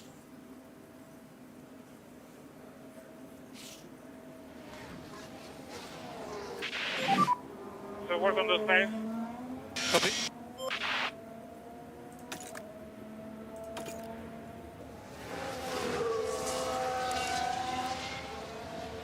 Pull up the sector timing. And we'll have an immediate comparison against Valtteri on similar tyres as well. His tyre's fractionally worse than ours.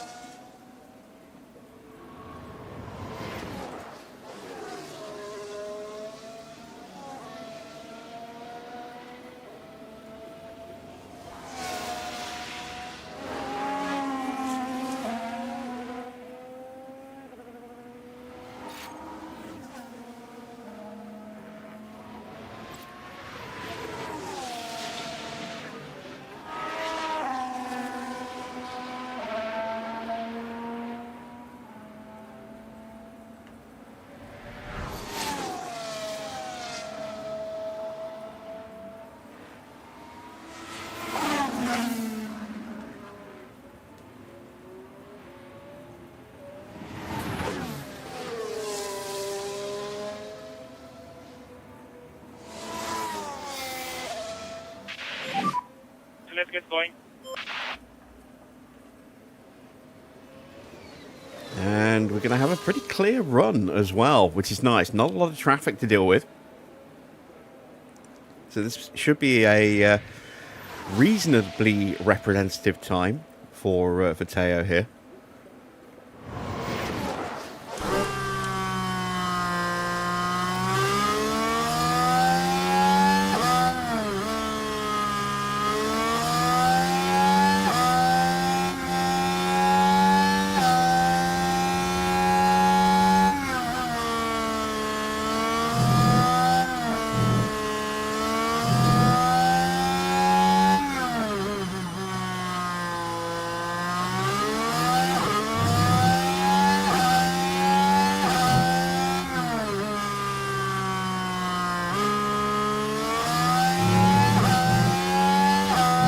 Down a couple of tenths to Valtteri in the first sector.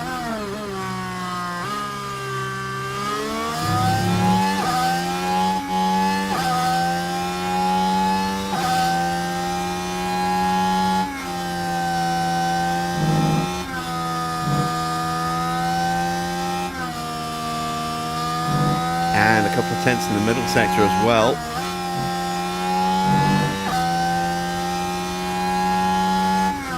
Through the final turn.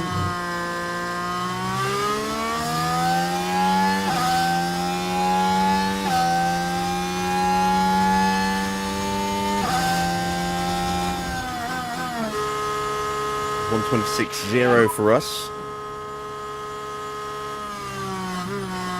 Following Delta. And another couple of tenths to Valtteri as well, so we're down nearly 6 tenths of a second. Copy, copy. To Valtteri, that's not encouraging.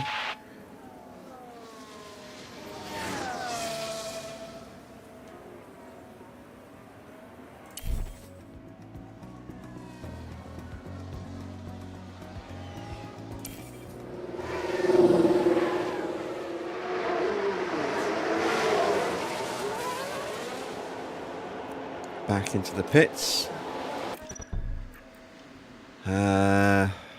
Let's go with the same tyres on this run, and then we'll have a new set for the final run. Just going to wait a moment because we've got some fast traffic coming through and traffic that's about to start a flying lap. I don't want to... Oh my god, look how much traffic there is at the end of the lap there. Some of it into the pits. Some of it going around. Now we'll pull out.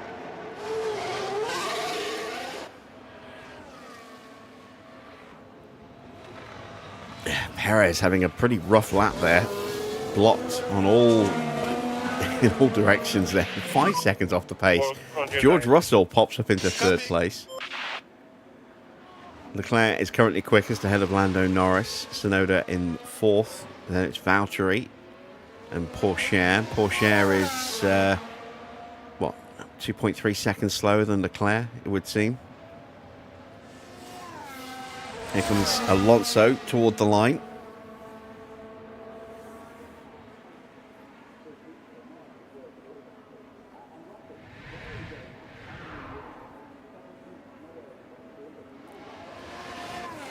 And he goes up to P6, but he's 2 seconds off the pace. Really kind of curious as to what Aston will do next season with their car. with Alonso as their lead driver and Stroll getting a stat deduction going into next season.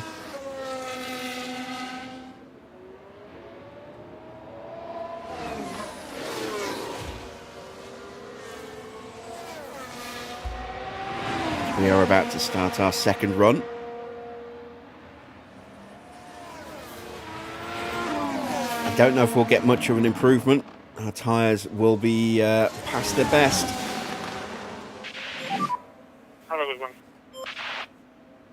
We're going to have a little bit of traffic to contend with at some point on the lap, potentially. Carlos Sainz and Alex Albon just disappearing through turn 2 at the moment. And Max there just in front of them as well. We might catch them towards the end of our lap.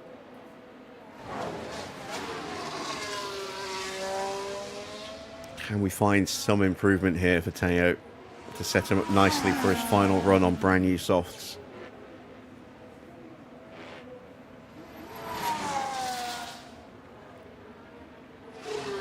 I'm thinking soft, medium, medium. If I can't get away with soft, medium, soft. Yeah, if I can't get away with 3 sets of softs, then we'll do 2 softs, 2 mediums. We have found a little bit of time in the first sector, but we're still not that quick.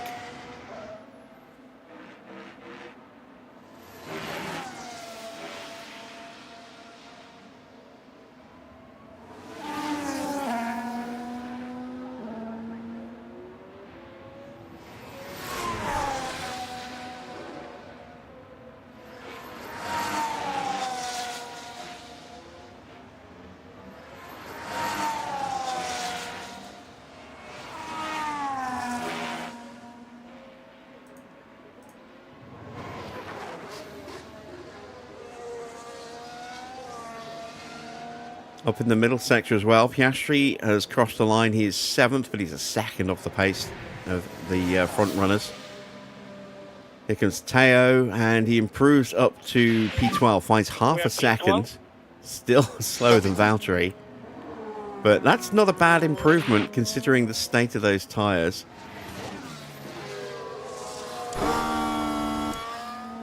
Quite happy with that. Now we'll get prepped for our final run. As Charles Leclerc goes out for his final flying lap. And behind him goes Yuki Tsunoda. Perez popping out now. Still a little early. There goes Alex Albon. And Nico Hulkenberg.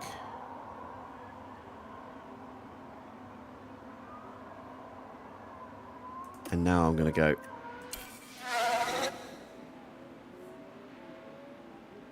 And that should be enough of a gap that these guys aren't going to interfere with my lap. I'm not going to interfere with their lap. And the guys that are going to come out the pits behind us aren't going to interfere with my lap either. If I've judged this right.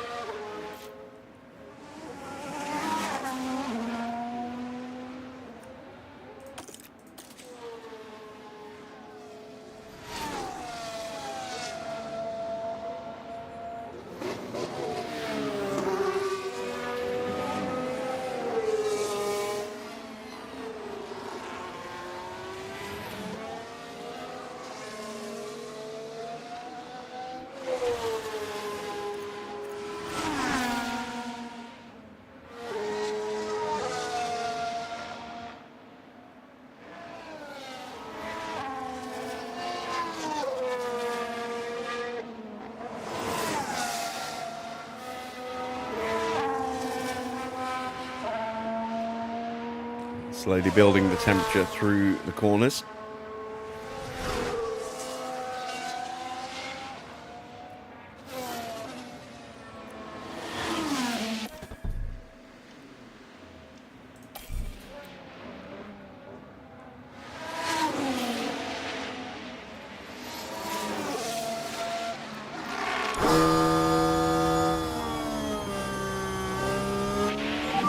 There we go.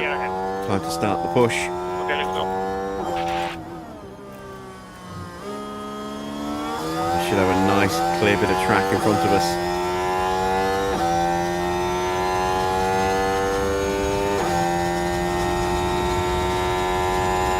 So this is it. Do or die time. I don't think I'm going to be able to get into the top 10, but if I can, I want to get ahead of Valtteri. That's my target. Can I beat Valtteri?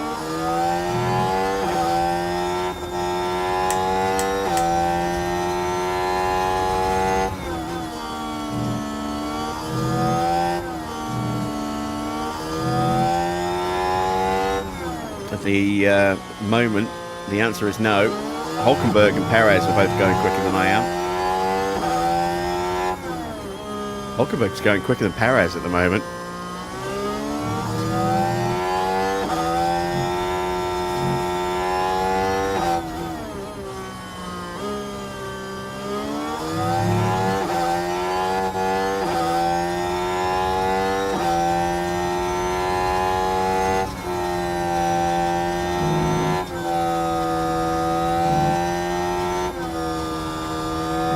So Perez is out.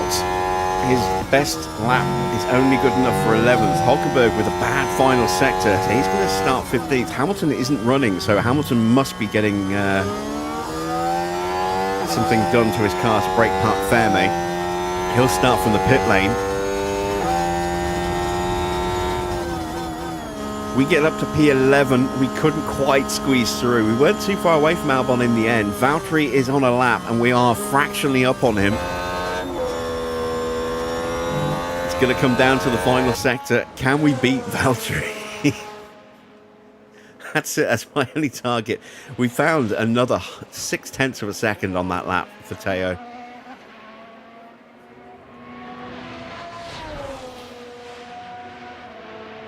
Last car to set a time in the bottom standings here. And he can't improve enough. He will stay out in 13th place. Perez is out in 12th. We're out in 11th. Alonso out in 14th. 15th for Hulkenberg. 16th, not setting a time for Hamilton. He'll be starting from the pit lane. So the top 10 shootout will be between the Ferraris, Norris, Tsunoda, Ricciardo, Russell, Piastri, Verstappen, Stroll, and Alex Albon.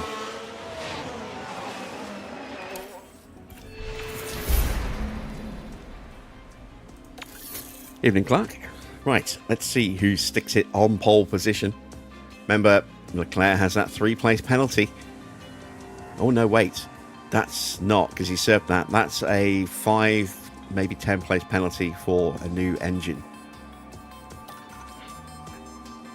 Oscar takes pole with Norris in second, so McLaren locking out the front row. Then it's Ferrari on row 2. Leclerc ahead of Sainz, but Leclerc with that penalty to serve. The RBs take row 3, Tsunoda ahead of Ricciardo. Then it's Russell from Verstappen, Stroll and Albon. And then we have plenty of penalties to be applied. So good chance for our drivers to gain some places here. Let's get ready for the Grand Prix.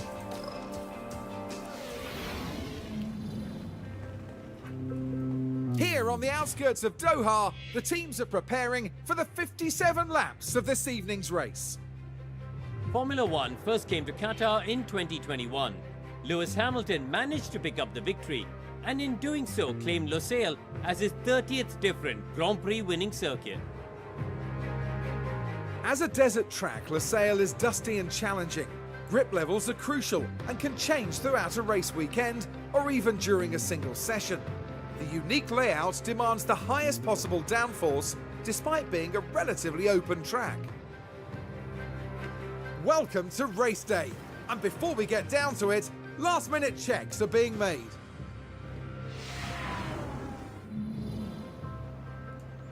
All right, let's see what the starting grid looks like after the penalties are applied. It is Leclerc with a 5-place penalty, so he'll start in P8. So no change for Porsche. Mick will improve to 15th place. Alonso with a 3-place penalty. Then it's Hulkenberg with a 10-place penalty. Ocon with a 10-place penalty. 5 places for Sargent. Hamilton breaking Park Fairmay for something. Not sure what. He will start down in 22nd. And as I say, from the pit lane. So 11th and 15th. Is there an outside chance of us maybe sneaking a point today with Teo? Well, that will depends really on whether his car actually holds together. You can see the engine not in great shape.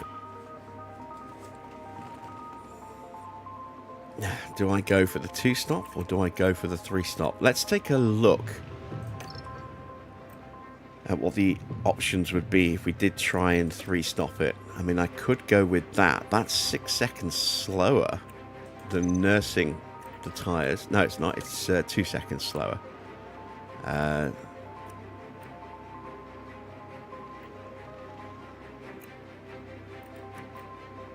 So, of the options we have, that is the quickest, strategy D. Let's have a look at what a 3-stop might look like if we went for that.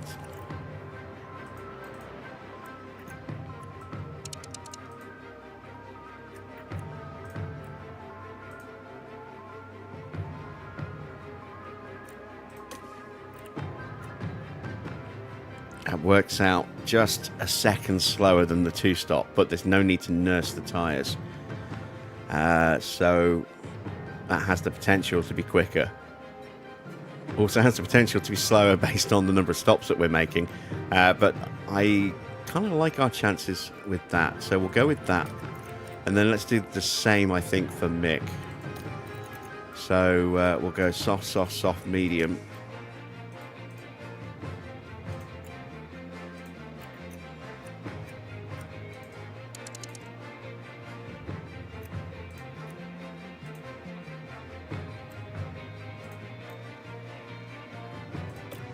There we go. We are likely to get lapped, and there's likely to be some kind of safety car, be it VSC or not. So I'm actually going to take 3 laps of fuel out of the car. Plus, actually, let's go. Do I go 4 laps? I'm thinking about engine temps. I'm going to go 4 laps of fuel out, so we can always go into a fuel save mode if we need to drop the temperature without taking on a ton of extra fuel.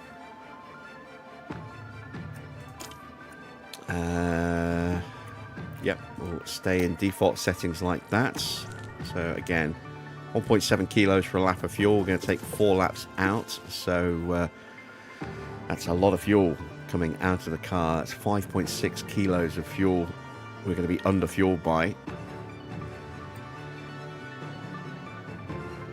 No. 6.8 kilos. Again, we're not going to change the settings. And we are prepped and ready. Let's send them to the grid in just a second for the start of the Qatar Grand Prix, which is next.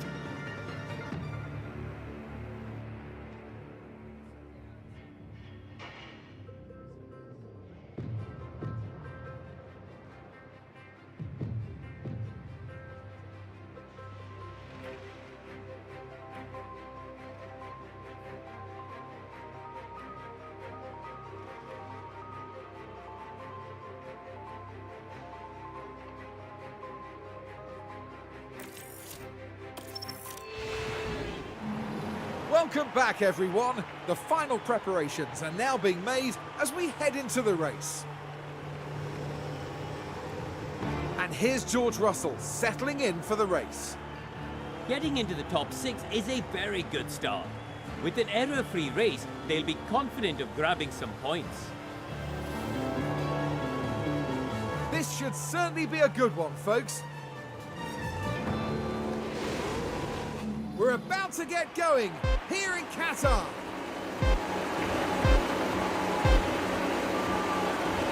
And it's lights out, and away we go. All right, not a great start for Norris. Not a good start at all. He's down into 4th place. Oh, we got contact. Mick is out. Or is he out?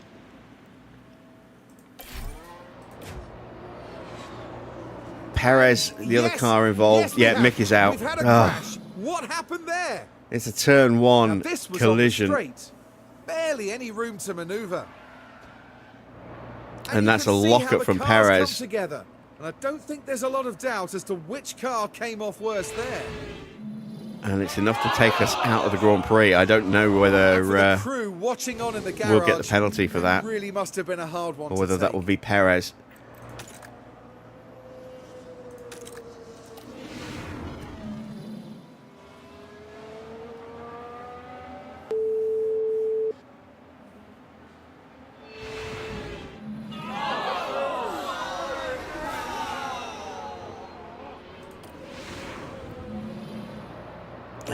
That's really not good. But straight away, Remember, we need the tires for long. we get to do some saving. We're going to have a safety car right off the very beginning of the Grand Prix. Let's check in with Checo. Trying to see what the major damage is for him. His tyres are not in good shape. I don't think he's got wing damage, so that must be structural damage to the car for it to go orange like that.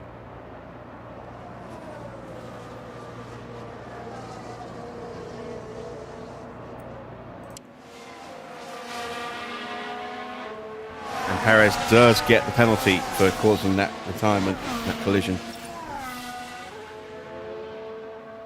He will dive into the pits now and serve that penalty, so that's kind of a pointless penalty,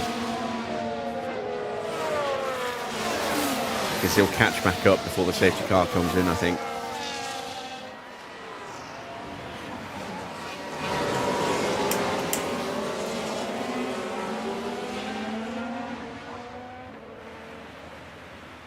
How you doing, Mike?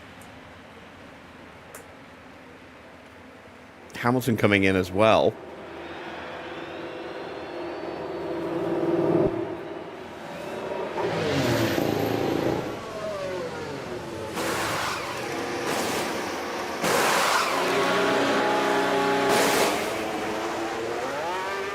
So hard tyres for both.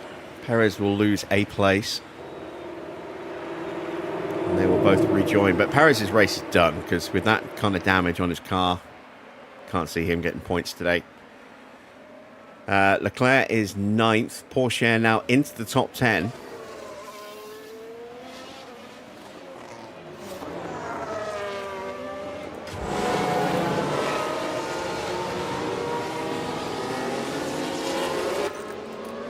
And in peak confidence as well.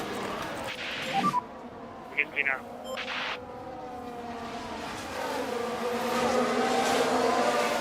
Let's see if this is a really quick turnaround with the safety car, if it comes in this lap.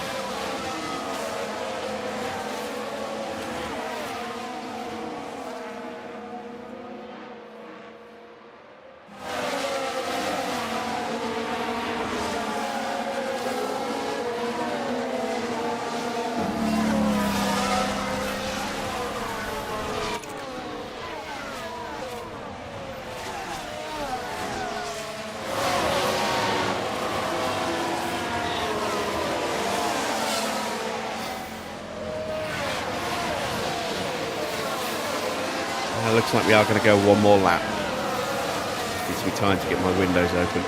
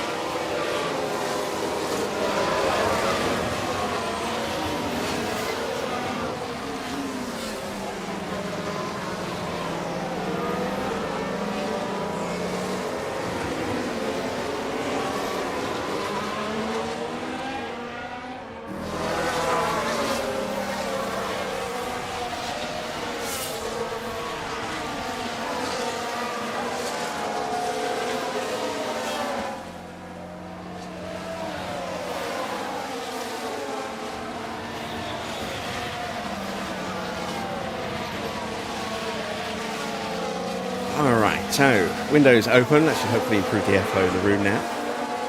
Kept them closed to try and keep the heat out.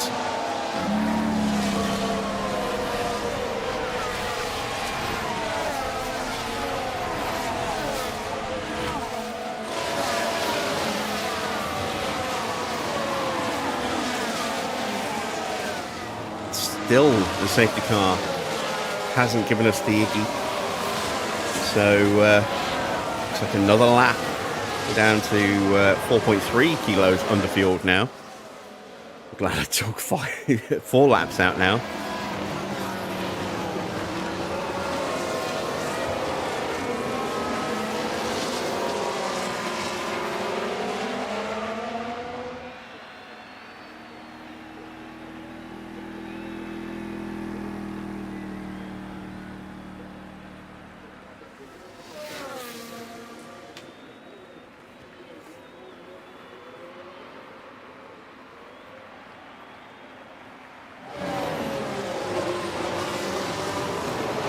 This could change strategies a little bit. Let's take a look at tyre wear. So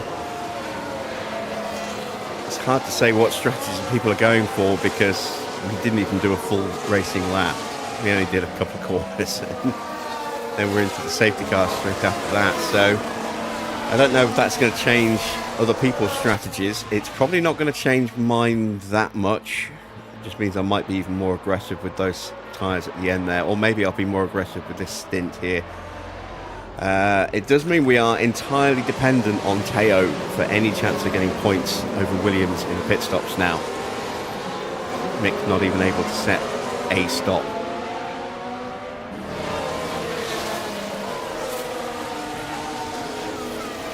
Out at turn 1.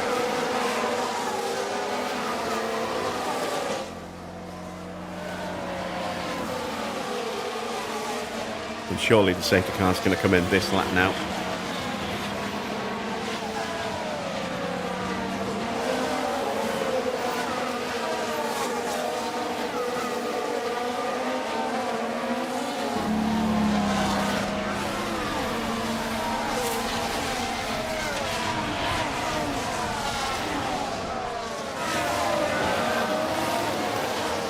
There we go. There is the instruction from the FIA, race control.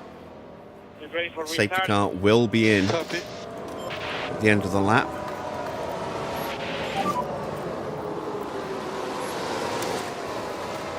Copy. And we will push. And try to go faster. 60 is in the beginning. Remember overtaking from the line? Less to try and overtake someone, more to see if we can at least pull away from someone. Magnusson's tyres just dipped a little bit. I wonder if he has a little mini lockup somewhere. Yeah, there we go. He had a Let's mini take look at lockup. the replay. I thought he Now did. we're through the last Saw his turn tyres here. drop by about 3%. Struggling with the car. They were just unable to do much about it.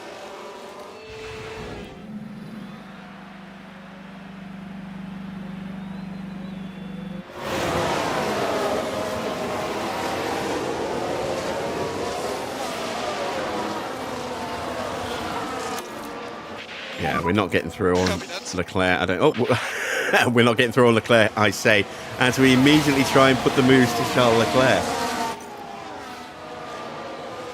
I'm more concerned about keeping Valtteri behind than I am about getting in front of Charles.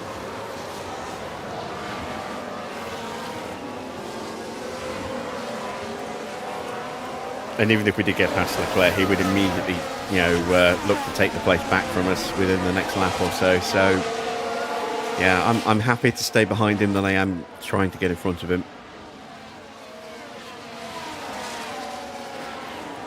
And that gap's already starting to climb again. So let's push the battery again now.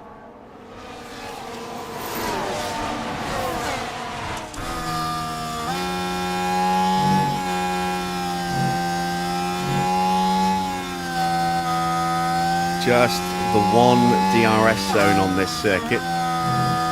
Not really many clear-cut overtaking opportunities. The dirty air is going to be high. The realistic racing mod is going to make this a very difficult circuit for moving forward, as we saw in the sprint. But after a full lap of racing, it's Piastri from Sainz, Norris in third, then it's the two RBs of Ricciardo and Tsunoda, Max in P6, ahead of George Russell, Lance Stroll, Charles Leclerc in ninth, Matteo currently occupying the final points position in 10th. Then it's Valtteri, Alex Albon, Alonso, Magnussen, Hulkenberg, Gasly, Sargent, Ocon, Joe, Hamilton, who stopped during the safety car for mediums, and Perez, who switched to a set of hards and served his penalty for taking out Mick at turn 1 down in 21st. Mick the retirement from that safety car.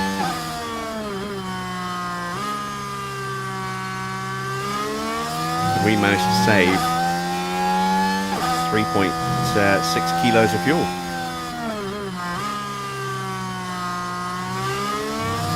Which is nice.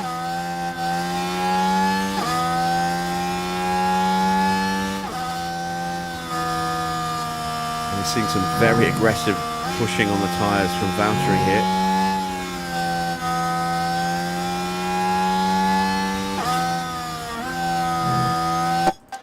We are out of DRS range, but we have just about enough of a gap to Valtteri to at least keep him behind here. And then who knows what's going to happen from this point onwards. Remember the rear? Copy.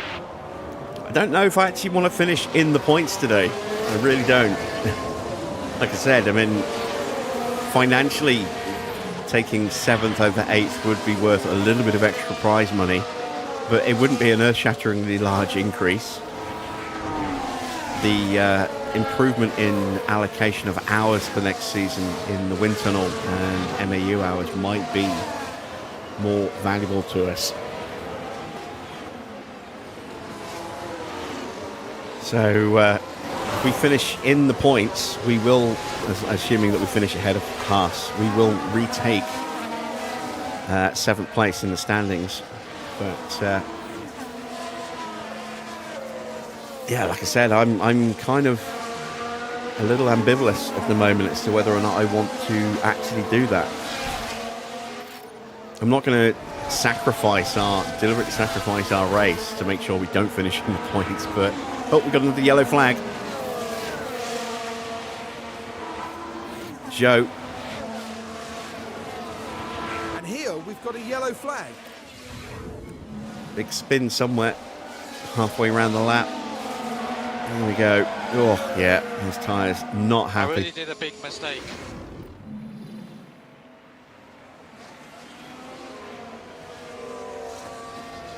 Yeah, Valtteri's tyres are literally melting. Is he really hammering them?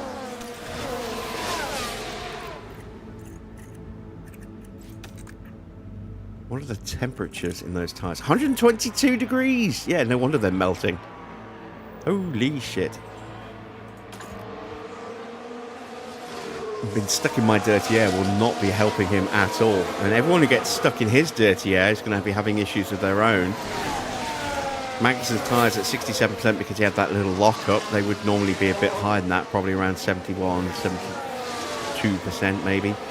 Gasly's tyres not looking great, all things considered. And then Joe with that lock-up, sorry, that spin of his has already ruined that set of hard tyres. Perez is 5 seconds off the back of Hamilton already, so definite structural damage to that Red Bull. His pace is going to be non-existent today.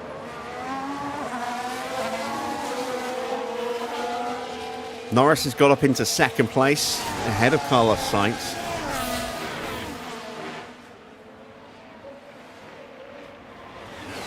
Did he get DRS to his teammate? I think he did, and I don't know if Sainz got it.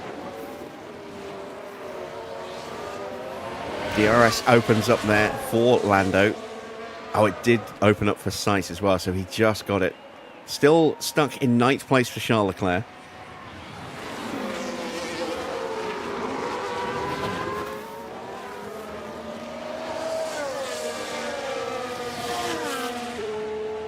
And this would make things very interesting in the standings.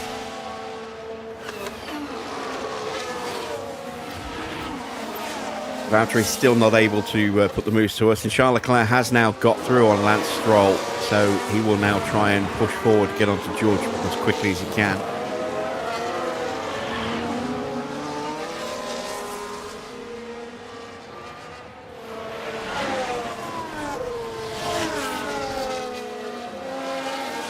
We are going to be keeping an eye on the top three in the standings because it is so tight.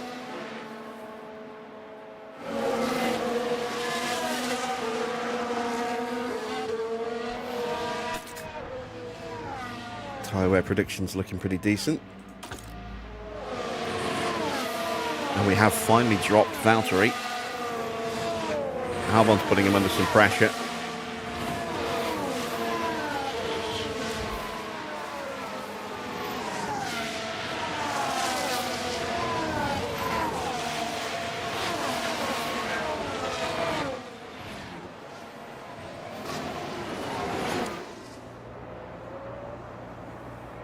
I think we're about to see Valtteri drop down to 12th. His tyres really are struggling, 46% now. Albon's tyres are a little tortured as well, but he is through to 11th, gap 1.3 seconds to the back of Teo. And I would imagine he'll start to close that gap pretty quickly. Leclerc gets himself through on George Russell, so he's up to P7 now. Front three looking to break away a little bit. Gap to Ricciardo now 3 seconds.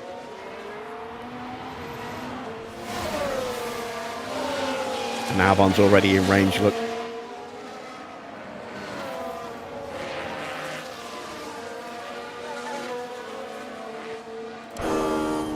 Next up is Max. Leclerc is definitely looking to push this lap.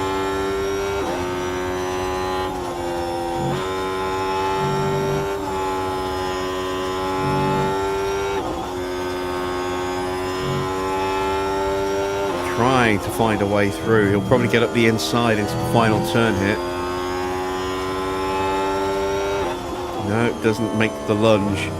Max keeping him behind for now, but this will be an easy overtake here.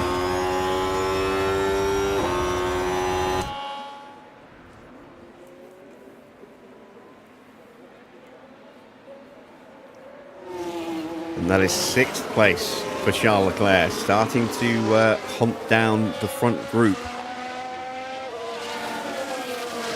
Let's turn our attention back to Teo, still in 10th place, still ahead of Alex Albon. Alonso is now through on Bottas, and Hulkenberg gets ahead of Ocon, I think, or was that Ocon getting ahead of Gasly? It might be Ocon getting ahead of Gasly, actually, that we saw. Hamilton's up to 18th place, also behind Gasly. Perez now 8.5 seconds off the back of Logan Sargent, who's going to be boxing quite possibly this lap. Same for Valtteri, his tyres struggling. See Magnussen just riding the curb a little bit in the background there, under pressure from his teammate, trying to get through.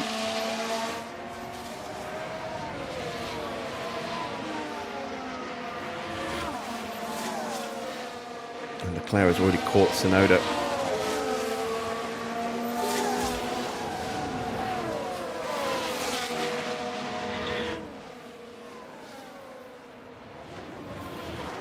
We'll have DRS. Can he get him into turn 1?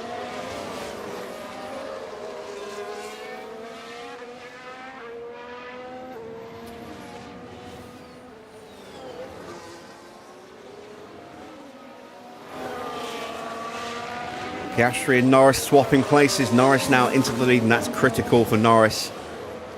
Leclerc wasn't able to get past Tsunoda into turn 1, and Norris now has an opportunity to try and put some distance between himself and Sainz, using Piastri as a little bit of a buffer there.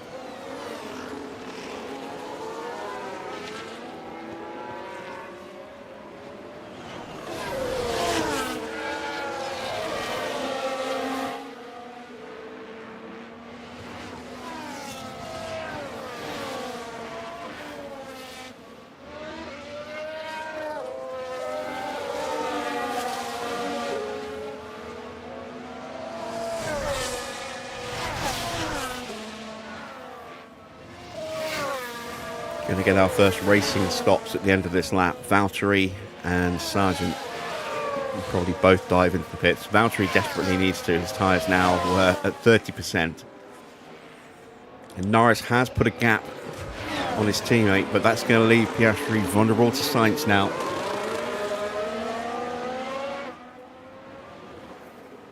Sainz needs this overtake.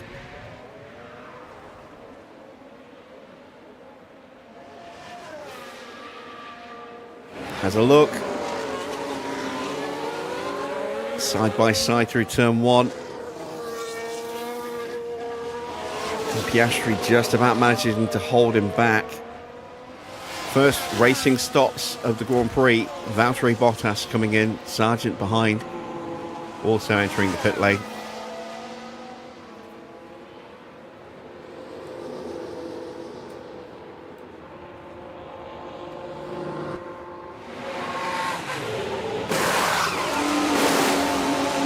Hard tyres for Valtteri, it's decent. Soft tyres for Sargent. Not a bad stop for Williams. How quick was it? Let's have a look. It hasn't shown up yet.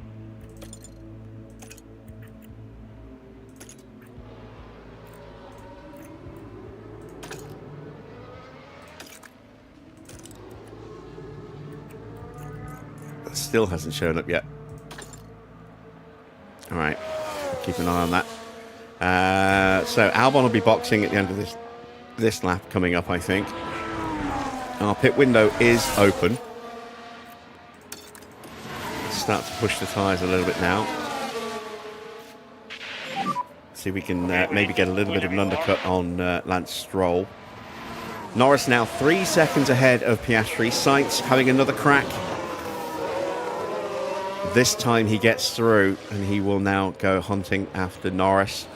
Leclerc has got through on Tsunoda and is starting to hunt down Ricciardo. Ocon's into the pits.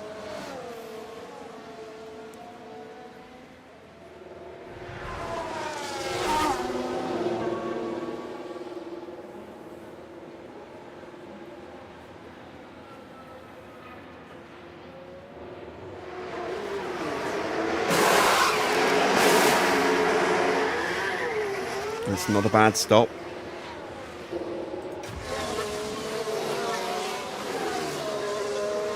We'll wait for Albon, see what his stop is before we check the timing board again. See if that finally recognises Sargent's stop.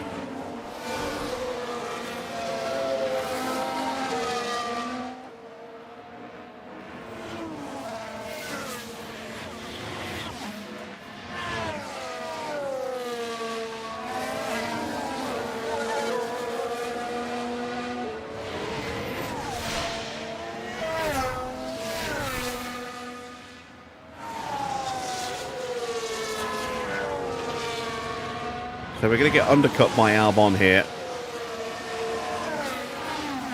by a couple of laps. So we might well come out behind him. Into the pits he comes. Let's hope he has a bad stop. Let's hope Alonso can jump him in the pits as well. Magnussen also coming in. And Hulkenberg. So Haas are double stacking. That's brave, considering the gap between them. We're going to go one more lap, I think. Fox, Fox. Copy, Fox, Fox. In fact, no, let's go this lap. Head down. Copy. Let's hammer those tyres and box this lap. It is a bad stop for Albon. Let's see how it goes from Haas. It's an okay stop for Magnussen, but Hulkenberg had to sit there. And then he gets a decent stop of his own. And that's cost him a few seconds.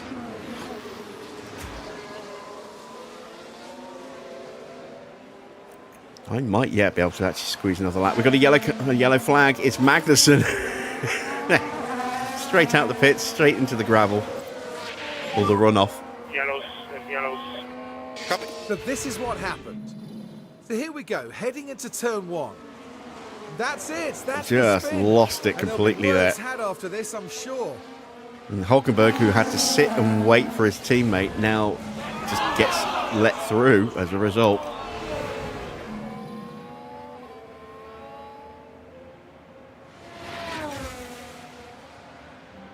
Do I want to risk another lap? Given that we had a bad stop for Albon, I am going to stretch by one extra lap.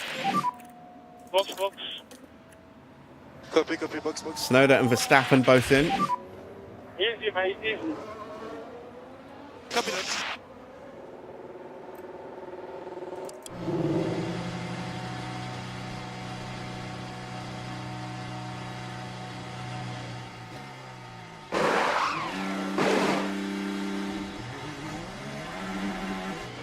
Decent stop for Max. Not able to jump Tsunoda in the pits though. Leclerc's got an issue. Leclerc has an issue with his car.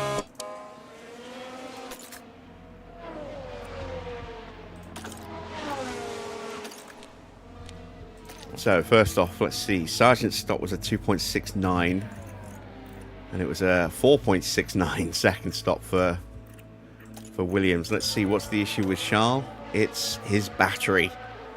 That gearbox not looking too clever either. But he is closing in on Oscar. Gap just over a second. Oscar might well dive into the pits at the end of this lap. Still a 3-second gap between Norris and Sainz.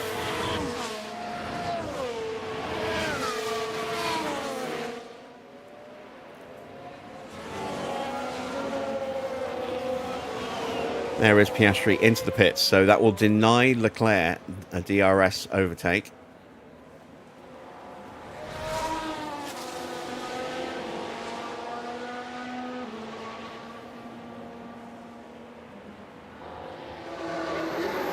He's only about 5 seconds behind his teammate, about 8 seconds behind Norris.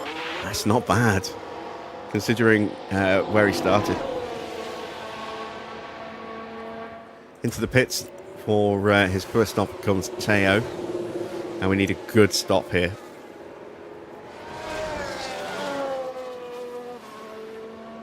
Come on, give me a good stop.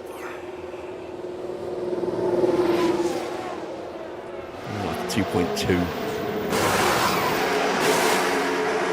Oh, 2.5. It's not amazing, but it's quicker than what Williams have done so far. So at least we're faster than them, but it's whether we're faster enough to get onto the board. I don't think we will be with a 2.5.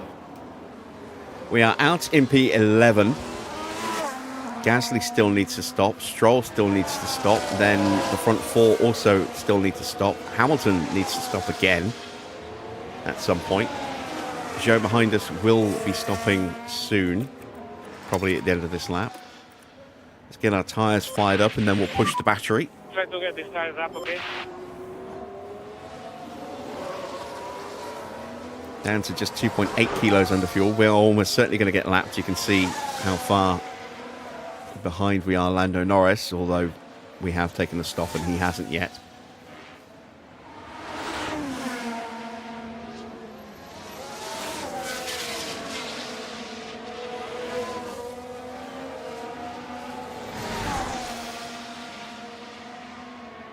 And Alonso gets through on Zhou. So that's worked out pretty well for us. Alonso was definitely held by Zhou. We've got a 3-second gap. And that's despite Alonso getting an undercut. And now we're going to push as Zhou hits the pits. Okay, copy, copy. Perez has been holding up Valtteri and co.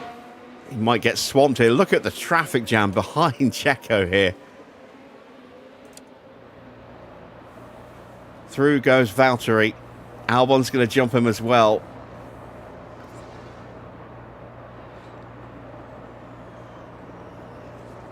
And we've got a fault for Russell. But the car's definitely not happy. Surely some kind of fault.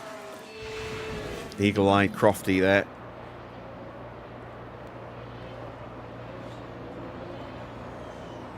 So now Ocon and who's that having Hulkenberg an and issue with the Sargent pits? are queuing up. We've got a problem Let's for talk us Zhou, through this and we've got one, a yellow Corinne. flag on track somewhere So as Joe well. pulled in okay there.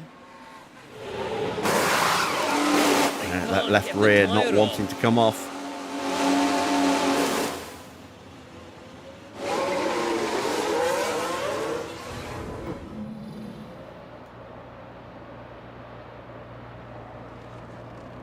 And Let's it's a take lockup closer for look. Ricciardo, and that will And we're help watching Daniel Ricciardo. Charles Things were Leclerc. going smoothly, and the car fails to respond. And they'll need to be mindful of the Through effect goes that Charles that had on Leclerc. the So Leclerc tyres. now up to P3. And just 2.3 seconds behind his teammate. He's just 6.5 seconds behind Lando Norris now. And everyone is queuing up behind Checo. Cannot find a way through at the moment. So there aren't really that many overtaking opportunities. This is one if you get a really good launch. And it looks like Gasly's going to try and swoop around the outside. He does.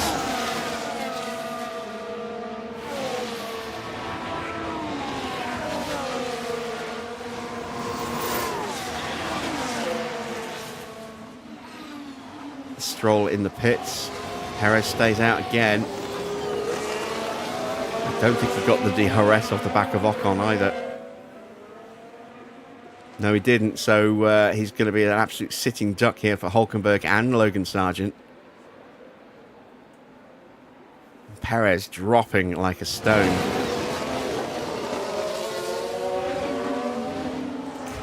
Back to the front. You can see how tight things are now as Norris hits the pits. And so does Carlos Sainz. Now, will Leclerc get DRS? He was in range, but the detection point and the pit lane entrance are around the same place, so he might not have got DRS. Let's have a look. No, he didn't. It's an okay stop for Norris. It wasn't amazingly fast. Good stop for Sainz. Ricciardo in as well after that lockup. But this could be crucial. This could be absolutely crucial. Piastri gets out ahead of Carlos Sainz. And that could be a disaster for Carlos. Copy.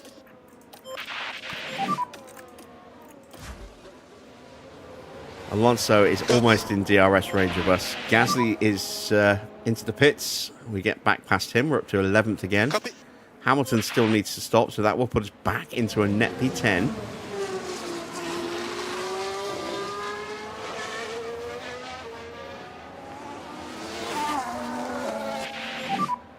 Tire temps and pressure are looking good. Copy. This race going pretty well for us so far. Just it's a shame that it came at Mick's expense.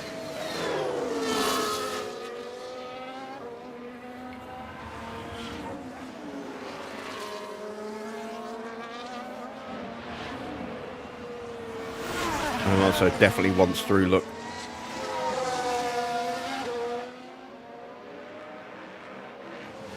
Perez exits the pits right in front of Zhou.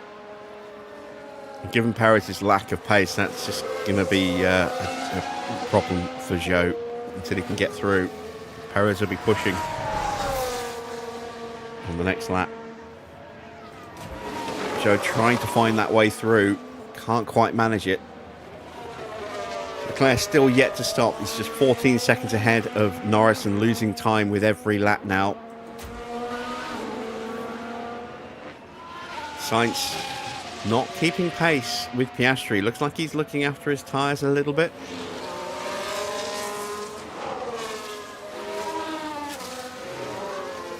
Still, Zhou is stuck behind Checo.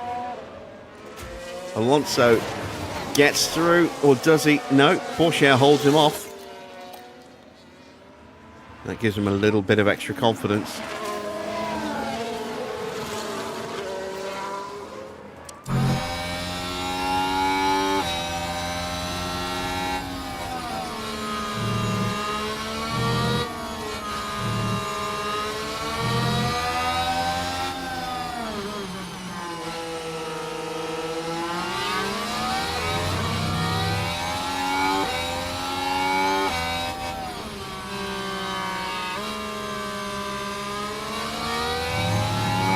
Oh, and a fault for Perez now.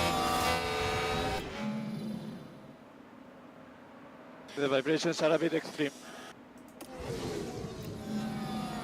No, that's your own fault for hitting Mick.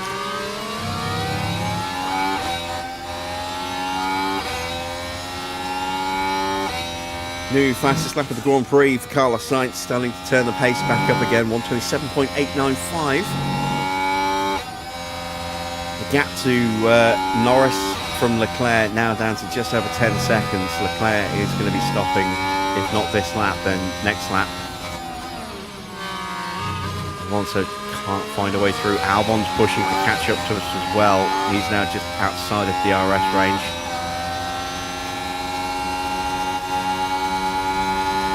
Cover off the inside. Alonso will try and go around the outside. Will he get the move complete, or will we hold him off through the turn? I think this time the move is done. It is.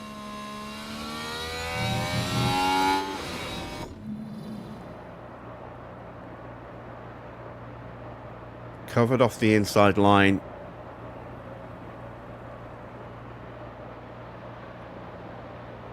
But Alonso had enough grip available to complete it around the outside through turn 1.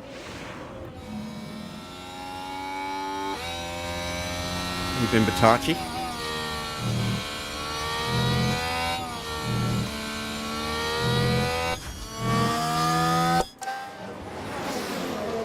And Charles Leclerc is in. Gap down to just 7.5 seconds in the end. So he did run very long.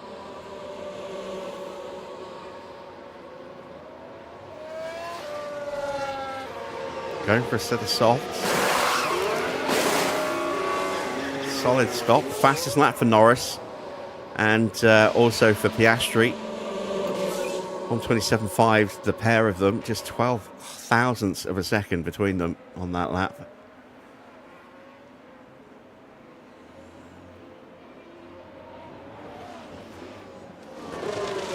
And Leclerc out in 4th and crucially ahead of Daniel Ricciardo.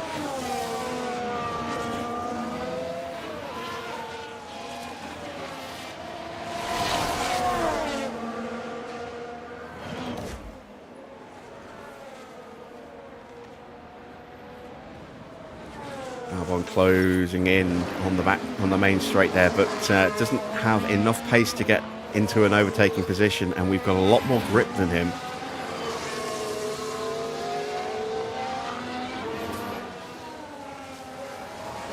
Still running a net P11 as we're waiting for Hamilton to pop in for his second stop. That might well happen this lap. Under pressure from Lance Stroll.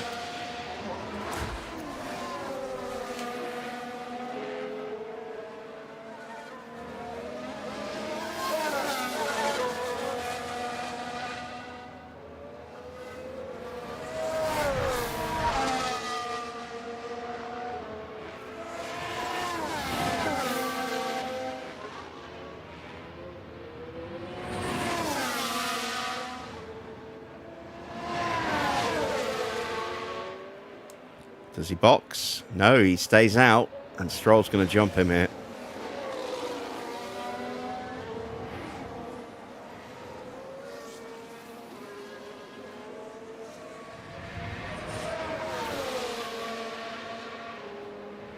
Through goes Lance Stroll into P9. Hamilton down to 10th.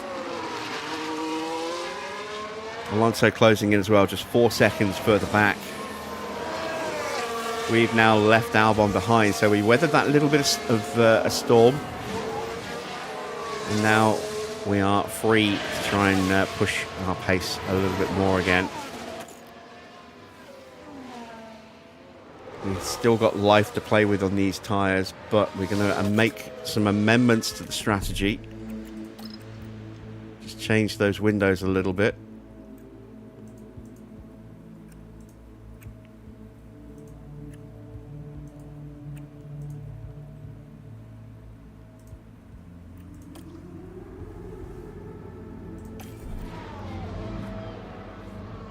Let's also look at maybe changing the strategy entirely.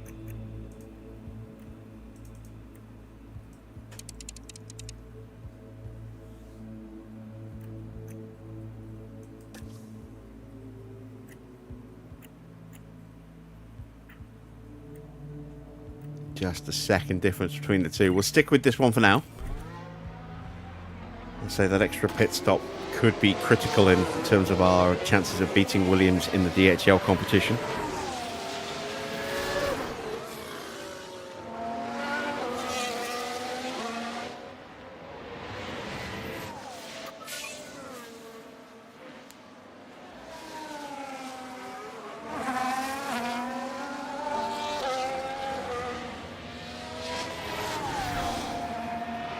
New fastest lap for Charles Charles Leclerc.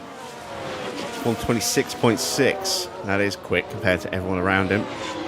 Hamilton into the pits.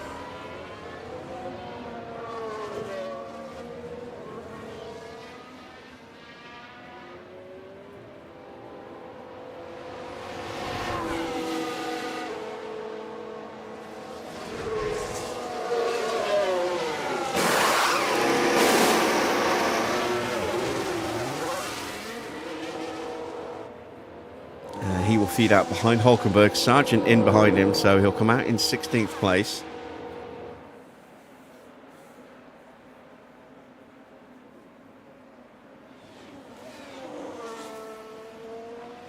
Let's keep an eye on this stop for Williams.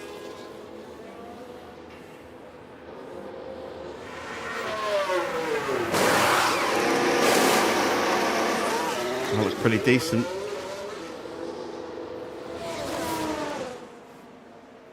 And here come the race leaders.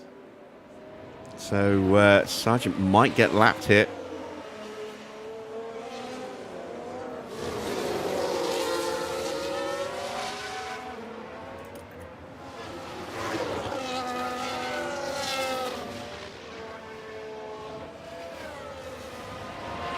Nine seconds covering the top three. Leclerc is still closing in. Took another 1.2 seconds out of Norris, another 1.4 seconds out of the teammate Sainz. Piastri is the flying the ointment here for Ferrari. As Norris laps Logan Sargent. Albon into the pits.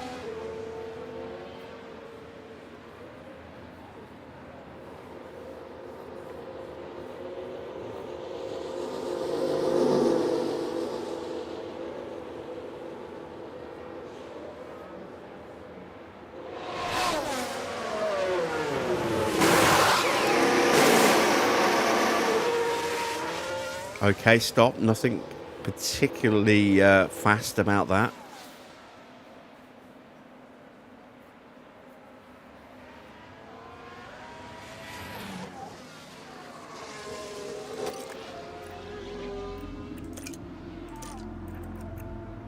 So, we're not on the board. We're in 13th. Sargent's time is okay for 11th. Albon is in 17th. Yeah, we need, let's have a look. We need probably a 2.3 second stop if we want to get some points today.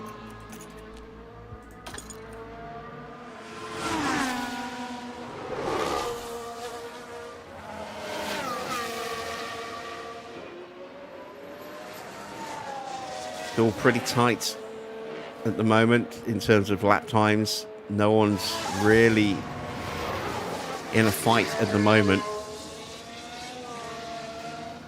As Valtteri dives into the pits. Let's ride on board with Teo.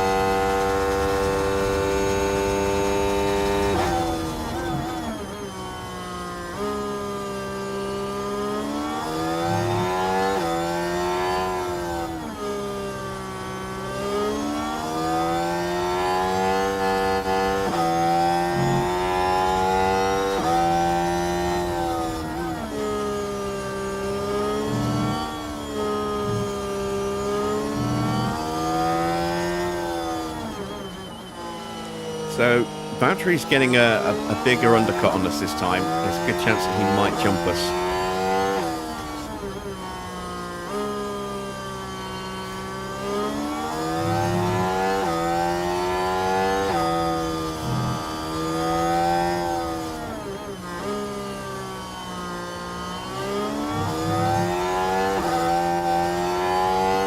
But he is also about to be lapped. Oh no, wait, I'm looking at Zhou. Zhou's about to be lapped. In a little fight of his own here with Magnussen, and here comes Lando Norris.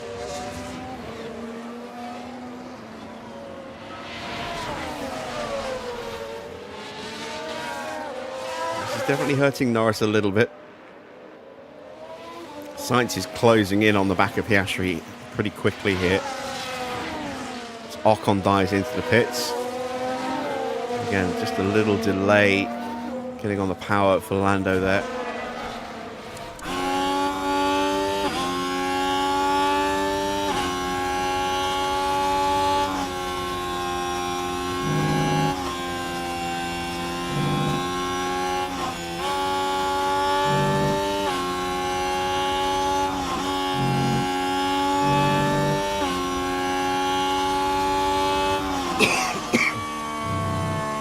Did Sainz get the DRS? I don't know if he was close enough.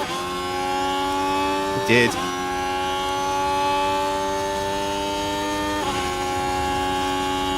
We've got back markers, Zhou and Magnussen up ahead, side by side through the first turn as Magnussen gets through on Zhou. And this is an opportunity here for Leclerc.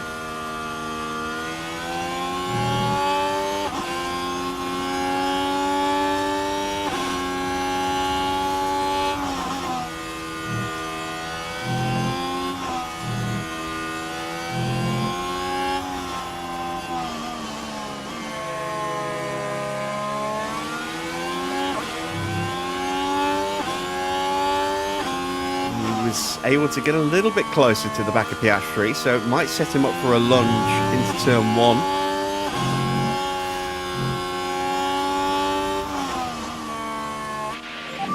Charles Leclerc in fourth is 5.5 seconds behind these two now.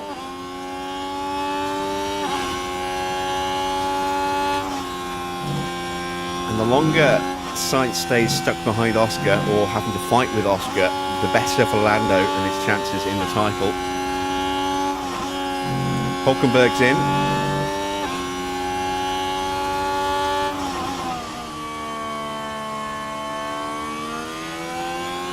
Now, is he close enough? I don't think he is. He is closing pretty quickly. Will he throw it up the inside? No, he won't. So he's going to potentially spend a lap struggling here. And as he can spot a gap and lunge. He's got more grip than Oscar.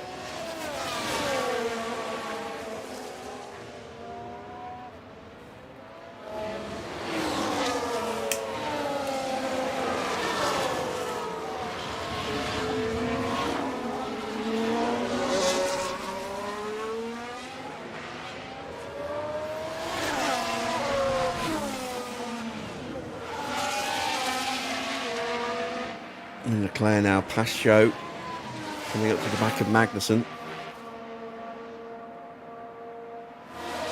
The gap has increased up to 6 seconds.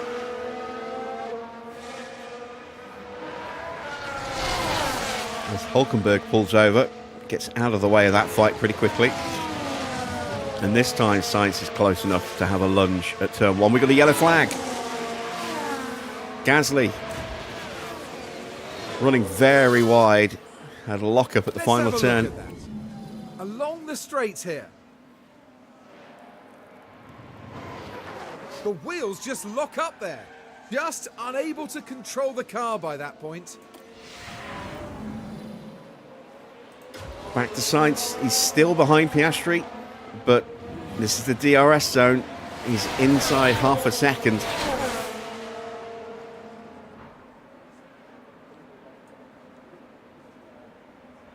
Goes to the inside. Piastri fighting They are side by side on the exit. Sainz has that grip. Will it be enough? Piastri able to shut the door through turn 2.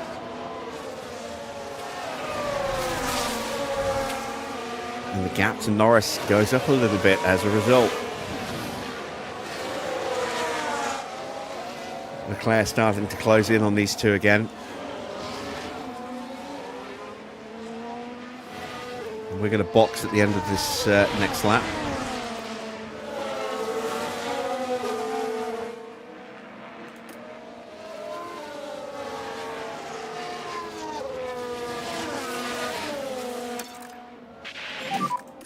So let's pick up the pace. And I'm actually going to change the strategy slightly. We're going to go on to the mediums next. So we need to amend that. Nope, wrong one. This one. So we're going to go mediums and then softs. Oh, come on, don't give me this. I know I've got brand new softs available. Alright, we'll treat them as mediums, but...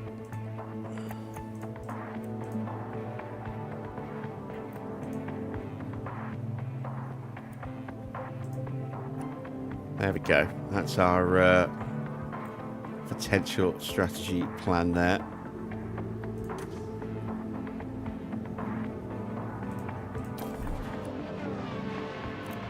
Except softs instead of mediums in that final stint. Alonso's into the pits. He was a little bit ahead of us. Sainz has lost ground. Piastri is pushing to try and break that DRS, and I think he has done. He has.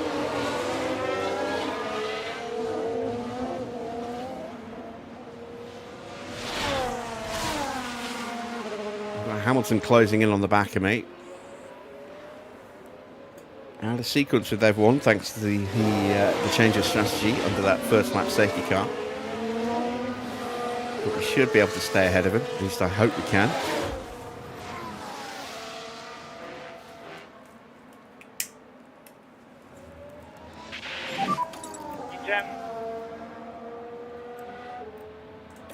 Don't want to lose a place right at the very end of the lap.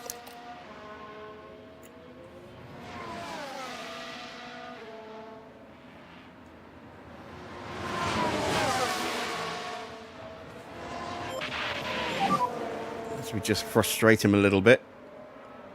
And into the pits we come. Pit lane.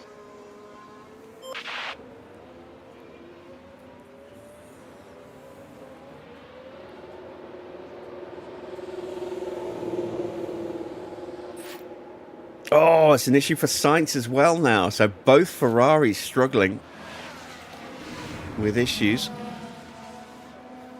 I cannot push. Something is strange. He's back in range of Piastri again. It's 2.7. It's not quick enough. We need to be 2.3 if we want to get points. We've got the leaders coming round here. We are potentially going to go straight into a blue flag situation, which is not what we want.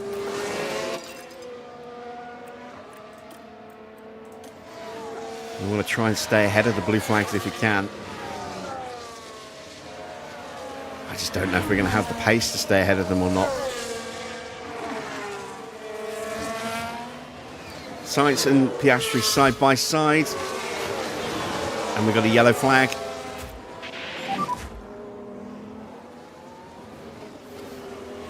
Copy. Logan Sargent with a spin. Right then, we can take a look now. Things were all right here. Whoa, and there it goes. And I wonder, could they have done anything about that?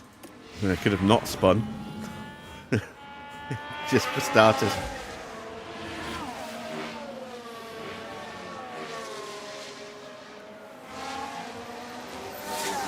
Right, I think I am going to get blue flagged here by Lando. Copy, copy. I'm wary of where we're going to get blue flagged.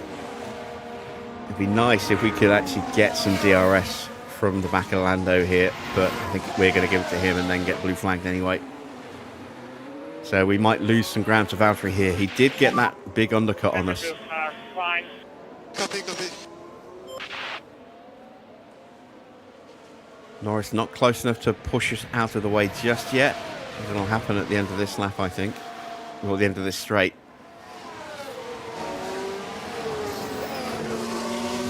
And there we go. That's actually not a bad place for us to get blue flag. We didn't lose too much speed as a result of that. We stayed ahead of Ocon. And now if Norris's pace holds up, we've got a chance to sneak our way past Valtteri.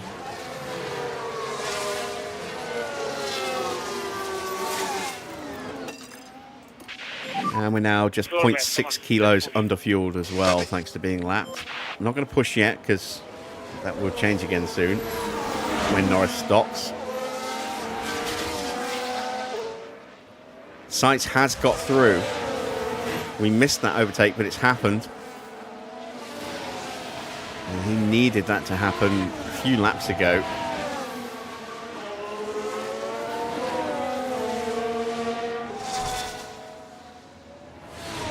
Evening, Comet.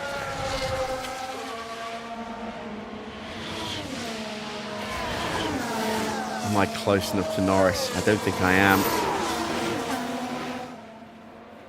Oh, it's going to be tight. I might be. I don't think I am, though. I think I'm just out of DRS range.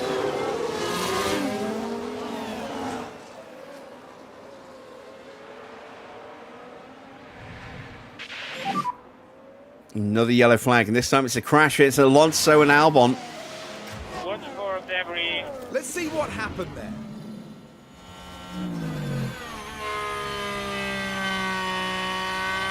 And not Alonso one just car squeezing involved in that, as you can Albon see. off the track I wouldn't there. be surprised if there were a few words exchanged when they get back to the paddock. Some substantial wing damage to Albon. And to Alonso as well. They're both missing a big chunk of their front wing. And it's a penalty for Alonso, and that is a fair penalty. Mick got taken out by Perez, turn 1. We had a safety car for the first 4 laps or so.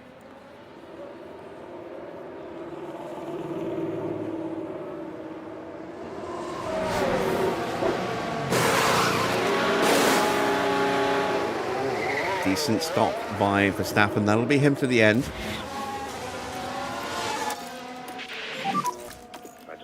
Right, I am close enough to Norris now. Let's ease down on the tyres. See if I can stay close enough through the last few corners here. We are very close to the back of Valtteri.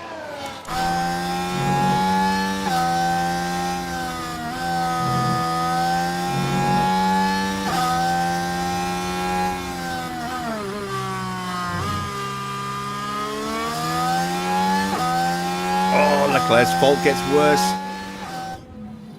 And as far as we can tell, they've got a fault with the car. Piastri's in to get rid of those hard tyres. So once again, he's going to be the stumbling block for Sainz, potentially here.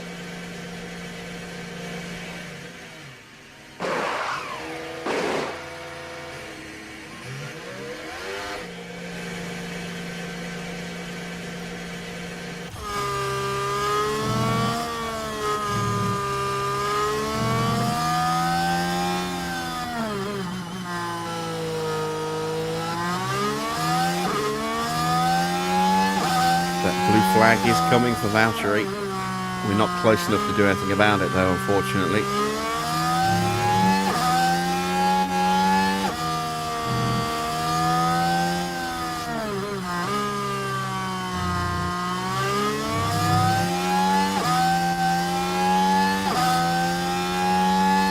Where's it going to happen? Oh, it looks like a pit stop issue. Problem in the pits for George. So this might be a carbon copy of how we were lapped here. Norris is going to get the DRS. I Got Ocon all over the back of me trying to find a way through. We go to the inside to cover that off. Ocon's going to go around our left. There he goes. He gets through. Valtteri still has not been blue flagged by Norris. Norris's pace suffering a little bit. His tyres are almost gone. I know, man. Just keep it. And now he gets through.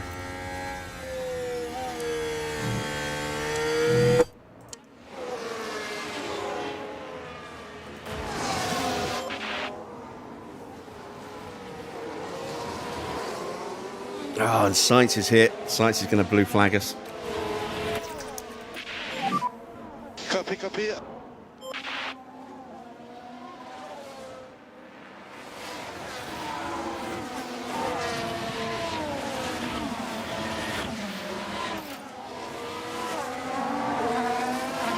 See if we can encourage that to happen in a more favourable situation. I don't think we can.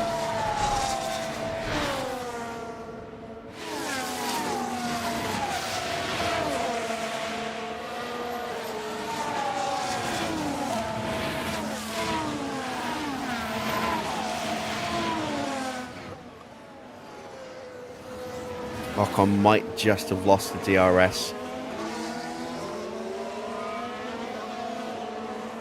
Nope, he got it.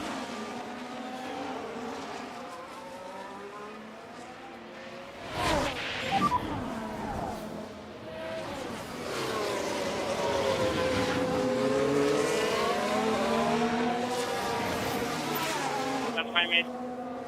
Ricardo's in. Norris currently is 10.5 seconds clear of Charles Leclerc. 4.5 seconds clear of Sainz. Let's take a quick look at the cars for the Ferraris. So that battery is getting more problematic for Charles. Engine's still a bit of an issue for Carlos. Norris is going to be in very, very soon here.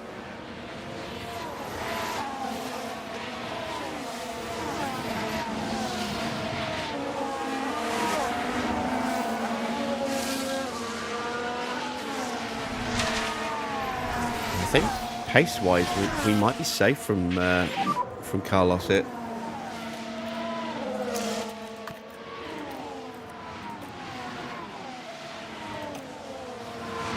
Yeah, no worries. Oh, that's not good. They'll need to retire the car. Copy.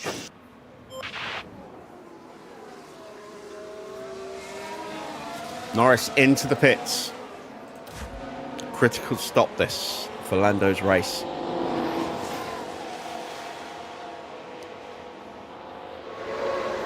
He's going soft tyres.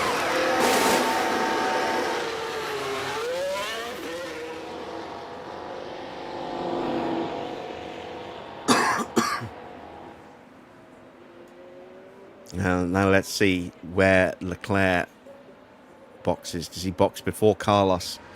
And will Oscar get himself ahead of the Ferraris come their round of pit stops? We still have Sainz behind us. It's not quite close enough to trigger a blue flag yet. I'd love to get the move done before that happens. Eyes forward. But I'm not so sure. Sainz is going to start to push in a moment to get his in-laps done.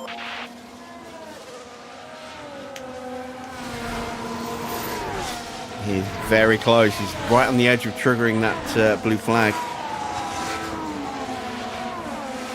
We're out of DRS range of Ocon.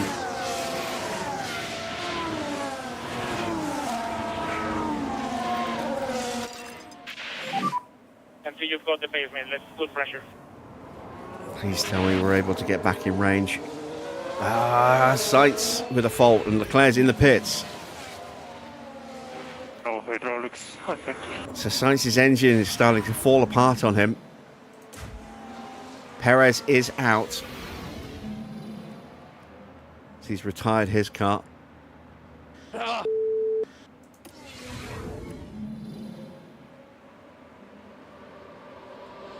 It's not looking good for Ferrari tonight.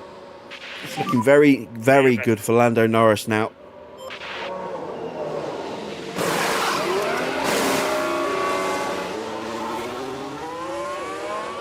And I say that, you know, it's subjective. I mean, it's still going to be a good result for Ferrari, assuming their cars survive to the end of the race. But Piastri will be, once again, a rear gunner there against Charles Leclerc, who's on a set of soft tyres. Whether he's got the pace or not remains to be seen. So it's actually coming under a little bit of pressure from Hulkenberg, who's trying to unlap himself.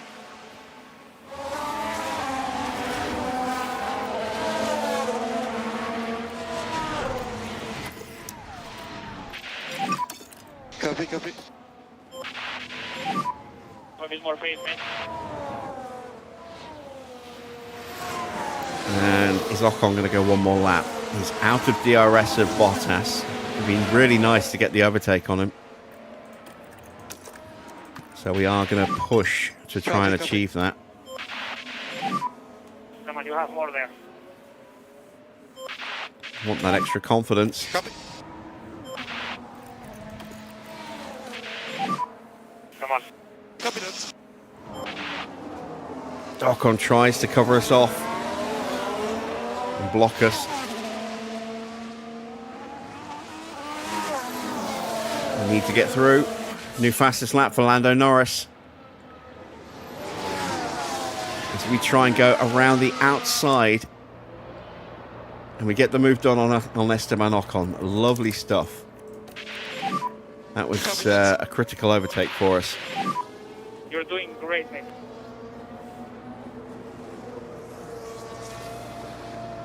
.8 now. And that gives us a nice little boost to our stats, although we immediately lose just a little bit of it through default degradation.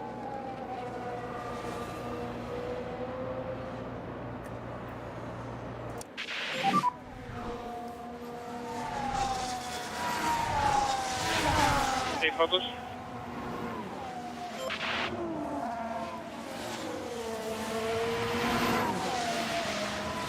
Final Grand Prix tomorrow of the season is going to be fascinating, because both Ferraris are going to have penalties for new engine components.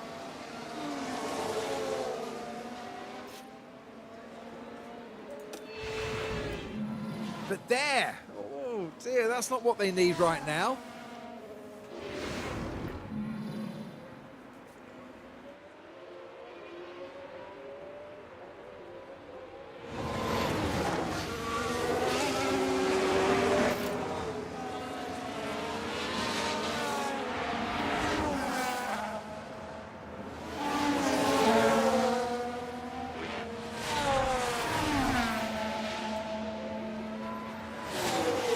New fastest lap for Charles Leclerc, 1:26.0. That fastest lap point could be critical in deciding the championship. Just do it. Do your best. It is Come on. so tight at the top. It really is.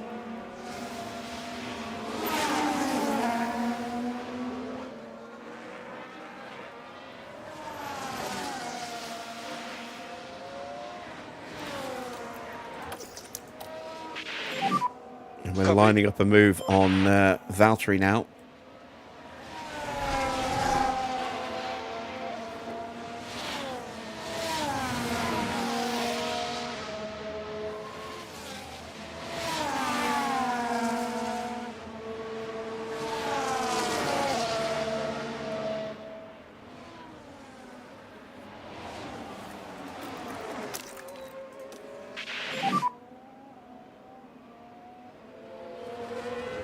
Okay.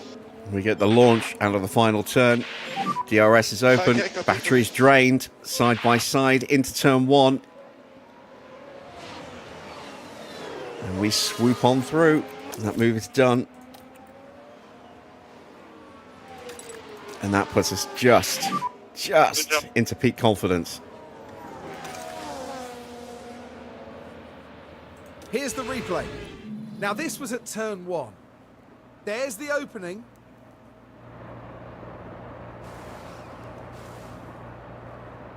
the overtake is made.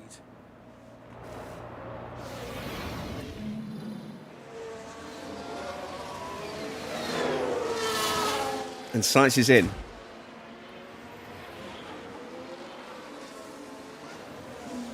Soft tyres to take him through to the end of the race, but his engine is dying. And he is a long way behind now. 20 seconds behind Lando Norris. Sainz's chances of winning this race are gone, I think.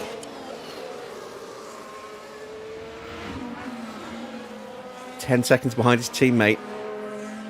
But with fresher tyres, it'll be interesting to see which Ferrari driver finishes ahead of the other one, assuming that they both finish. Hamilton into the pits. He's coming out on a set of softs. We are going to be stopping any lap.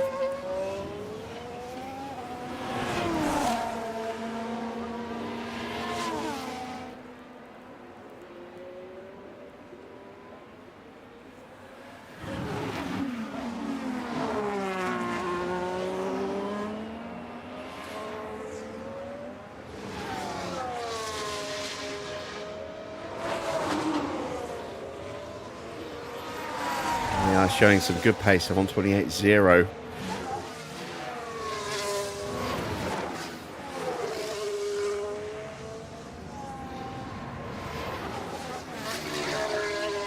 Meanwhile, Charles Leclerc took about 9/10 of a second, 8/10 of a second out of Oscar Piastri on that last lap. Gaps below 5 seconds now.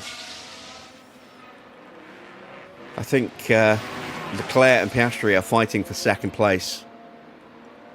I think this is Norris's race to lose.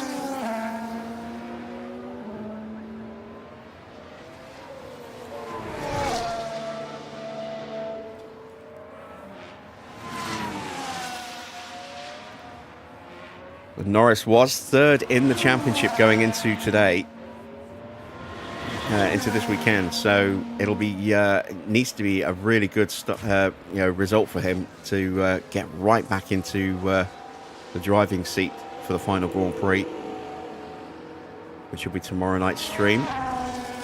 Alonso has a penalty to serve for that contact with Logan Sargent. No, Alex Albon.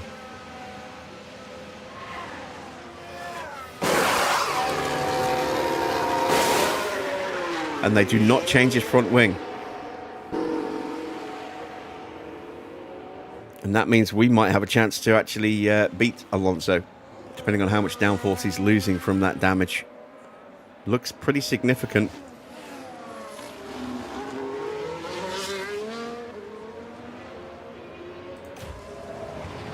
See, meanwhile, we took nearly 4 seconds out of Valtteri on that lap.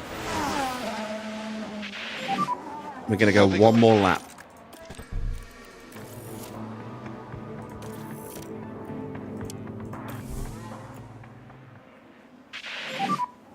And box. Okay, copy. Box.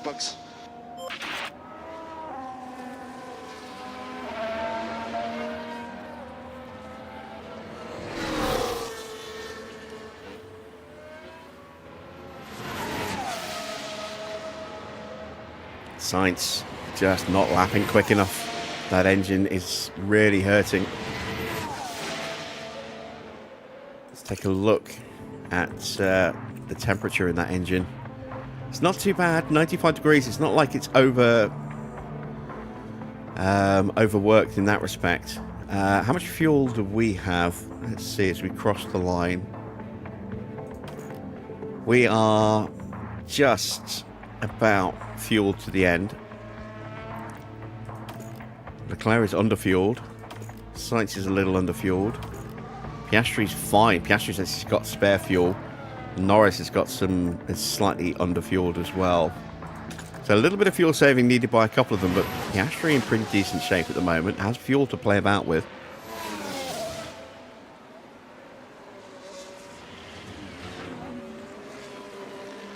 I think, unless I misread that. Did I misread it?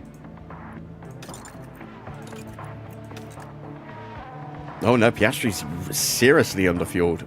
So, yeah, not good for Oscar. That is going to help Charles Leclerc, who is closing almost identical lap times, 42 thousandths between them on that last lap, but Leclerc is closing it down. And we are about to get lapped by Lando Norris, but we'll hit the pits before that happens, so we won't hit the blue flags. We'll come out behind Charles Leclerc, but we should come out, I hope, ahead of Carlos Sainz. Into the pits we come. Pit lane. This is our last chance to get a decent pit stop.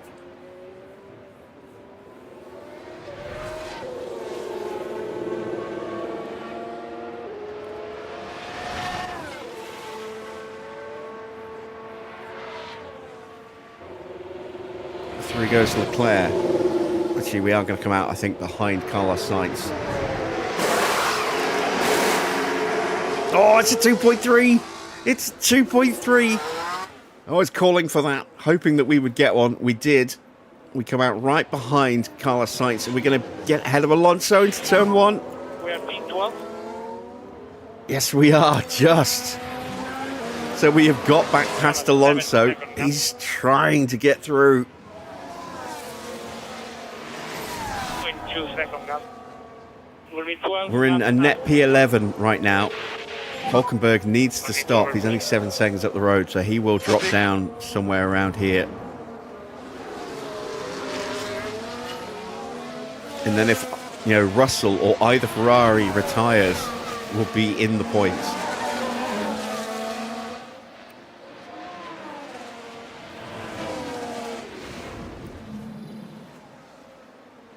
Check the gears. Gearbox starting to play up on Joe's car.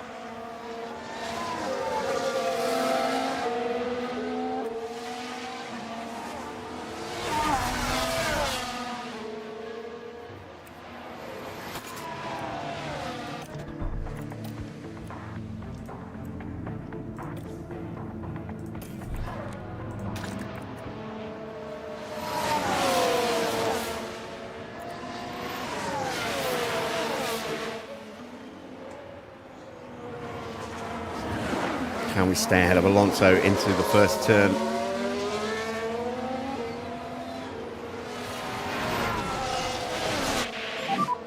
Temperature is looking good for me. Copy.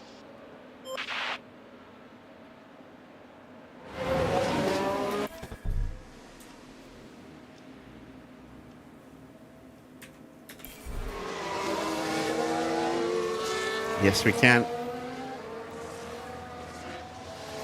That loss of front downforce is certainly hurting Alonso. That's excellent news for us.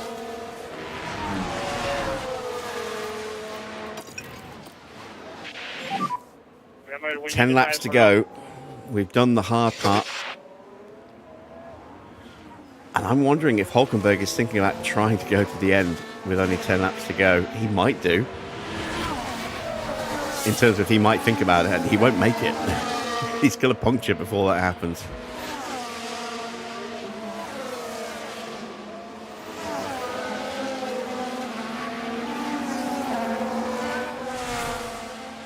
Oh, we are flying up to the back of him.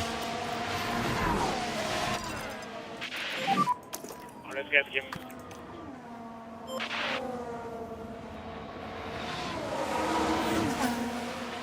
We're going to get DRS off him.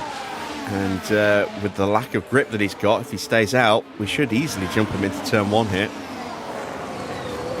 So we'll get the overtake, which will get us into peak confidence. Or should get us into peak confidence.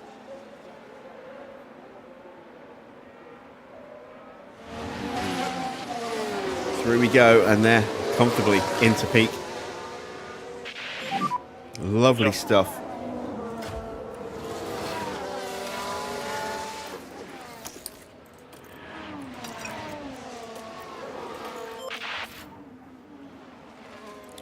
Albon has jumped Alonso.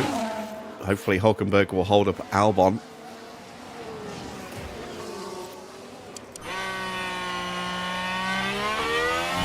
Flying on board with Fernando.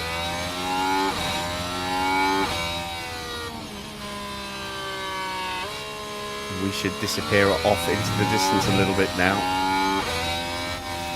New fastest lap of the Grand Prix for Lance Stroll, closing in on the back of George Russell. Points to be gained. Russell struggling with his car. Albon's going to get through on Hulkenberg here. Hulkenberg's tyres now to just 20%. Is he going to stay out or is he going to box? Charles Leclerc sets a new fastest lap and he gets past Oscar Piastri. Into the pits goes Nico Hulkenberg. These two are side by side. Piastri retakes the position. Can Leclerc keep his nose up the inside? Yes, he can, but he has to lift.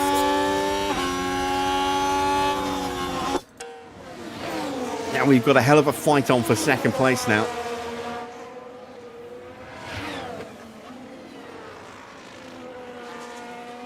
Sainz now 14 seconds behind these two, so this is to decide who finishes where on the podium. It will not be Sainz, and this could potentially be the end of Sainz's championship. Failed to score any points in the sprint thanks to the collision between the two Ferrari drivers, and this might make it a two-horse race going into Abu Dhabi between Norris and Leclerc.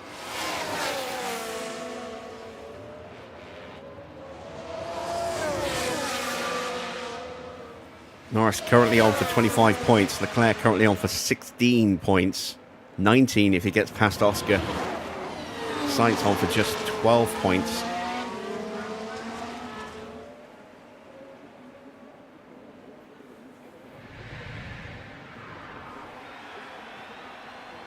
Here comes another look up the inside.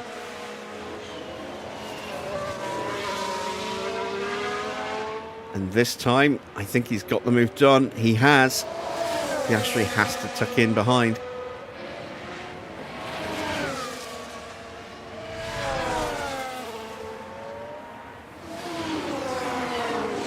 So Norris will close the gap by 6 points at the end of this race if things stay like this. But Leclerc may yet have the pace to go after Lando. We'll have to see. Copy.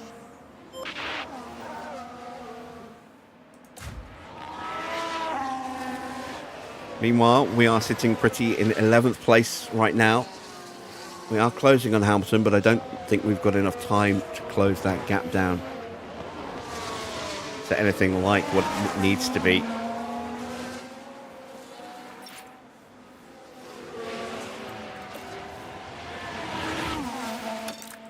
We can push the tyres a bit more now, so let's go for it. See what kind of lap times we can achieve. Piastri could not stay in the DRS.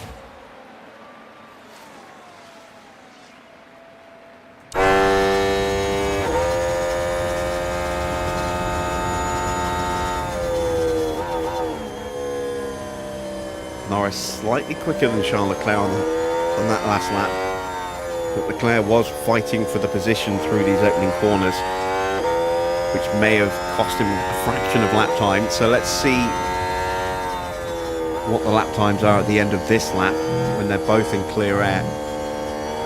Piastri is falling away.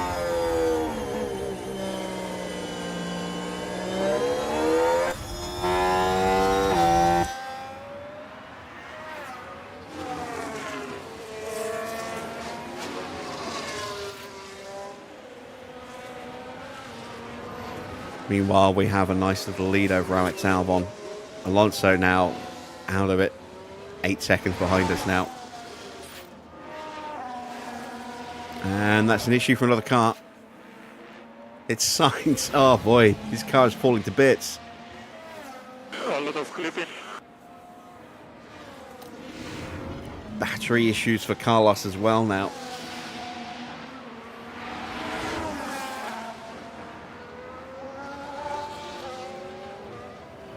And looks like Leclerc's going to get some DRS off the back of Valtteri here.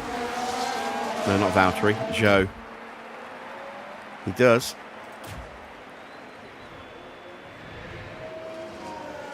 And he took half a second out of Norris as a result of that.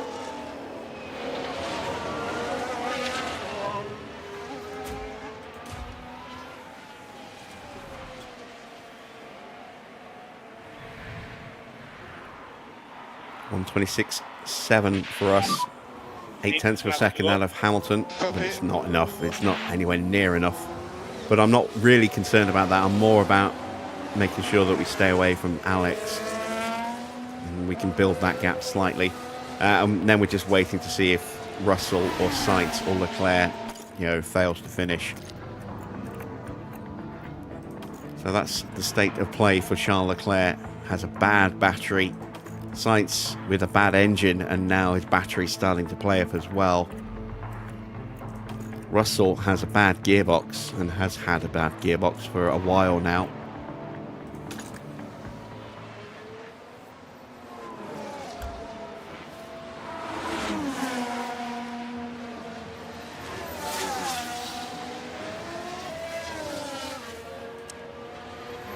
Looking at the sectors again, Leclerc took 0.4 of a second out of Norris in the middle sector. Took half a second out of him in the first sector, thanks to the DRS that he had, and another 10th out in the final sector. So he was 1 second quicker on that last lap. It's not over. It's really not over. And Hulkenberg on an absolute flyer. 5 laps to go. Copy. Oh, and this could really change things up in the standings, a little bit more if Hulkenberg takes the fastest lap away here.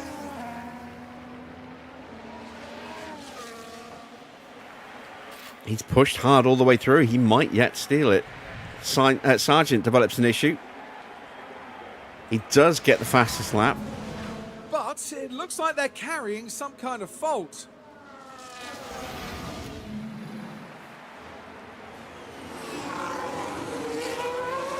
And it's a 1:25.3. That's quick.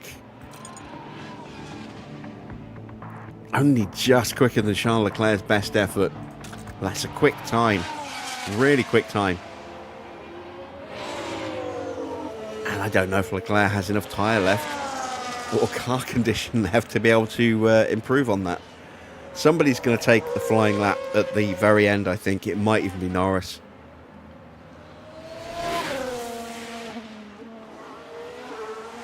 And Piastri's pace has just collapsed. He's doing 1:28s at the moment.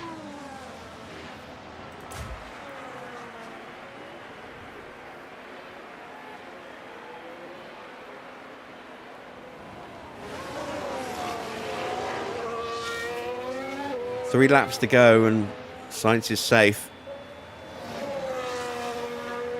So I think Piastri is safe from Sainz. He's not going to catch back up to Charles unless Charles has some serious problems with his car. Charles isn't going to catch Lando. So I think that is going to be our finishing order in the top three. Norris from Charles, from Oscar. Sainz just not quick enough to challenge for the final step on the podium. But he'll still pick up some points. We'll put him a long way behind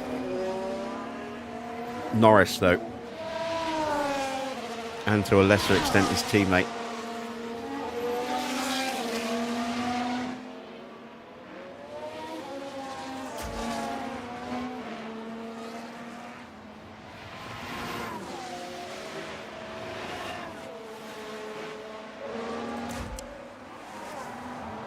Nobody going gangbusters at the moment on this lap.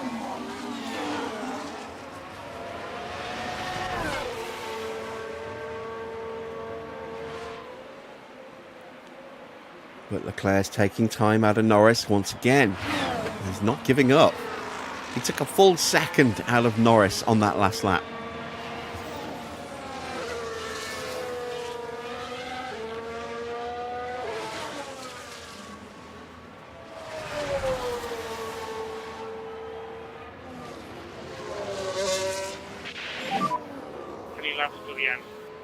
Copy.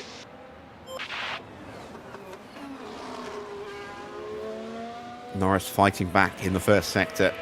A couple of tenths over Charles.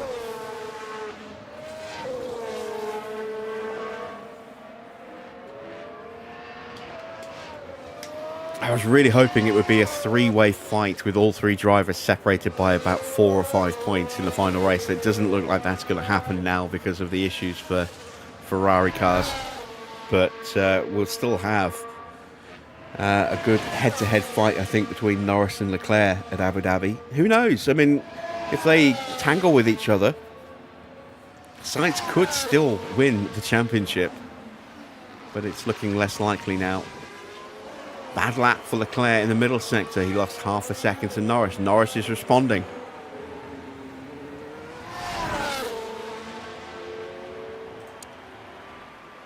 Gap staying at around 4.5 seconds. It's the final lap.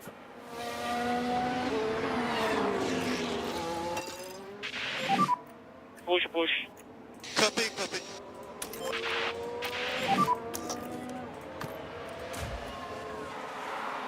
As we put a lap on Joe. Two laps after this. Copy, copy.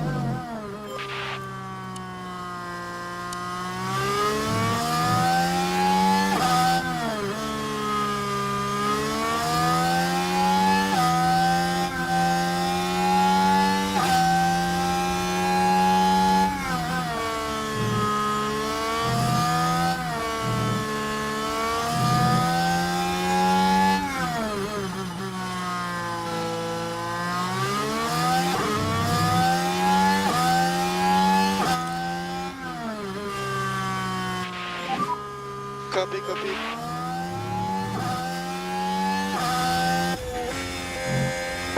Up to the final turn for Lando Norris. Is there going to be one final cruel twist in the tail? Will he puncture coming out of this corner? He gives that curb a wide berth. And Lando Norris will win the Qatar Grand Prix.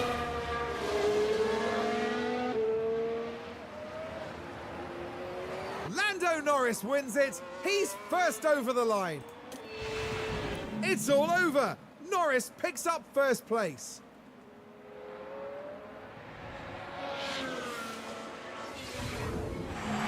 And is thoroughly deserved. A hugely talented driver and undoubtedly a worthy winner.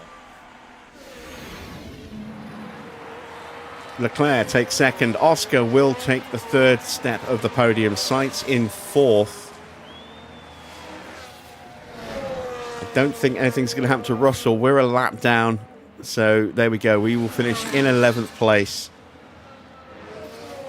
That's not bad. No points. So Haas remain ahead of us in the standings. But Hülkenberg took that fastest lap point away from Charles Leclerc. Just how critical will that be at the end of the season? That could be the point that maybe decides it.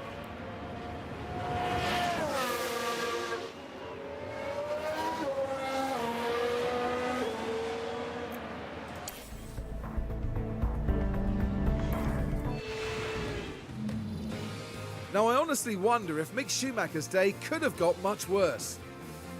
Having to retire early will no doubt be a bitter disappointment. But today is done and it's all about looking forward. Lando Norris certainly loves a podium, heading up there now to celebrate again. It almost feels like it doesn't need saying after a 7th win, but another stunning performance today. And that picture right there brings together the podium finishers for the Qatar Grand Prix.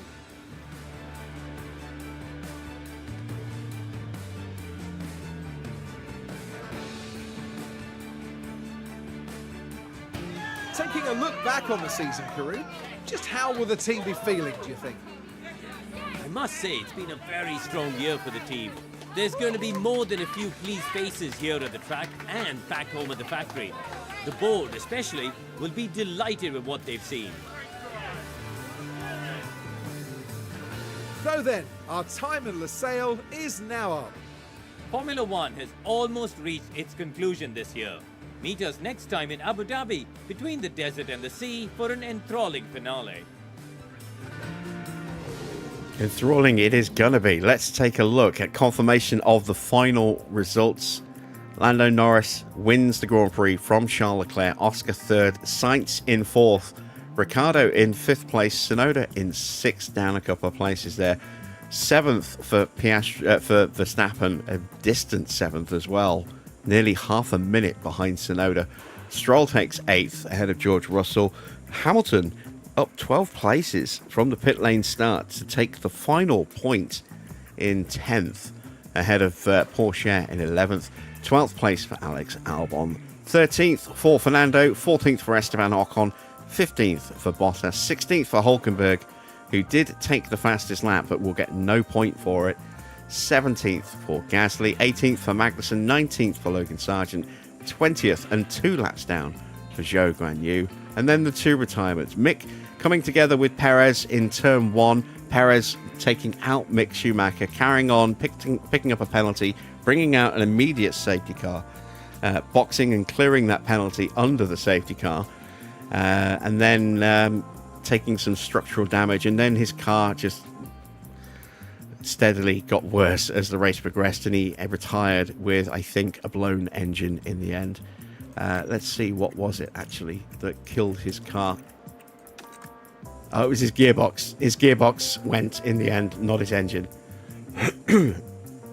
So that'll be a new gearbox and potentially a position penalty of 5 places, maybe even 10, but at least 5 places for Perez at the next Grand Prix, the finale of the season. But he'll have a damn near new engine, new gearbox, pretty new ERS as well. He'll have the potential for some big points. Let's take a look at the drivers' standings, shall we? With 1 round remaining. It is Lando Norris top by 1 point from Charles Leclerc. And I did say that point could be critical.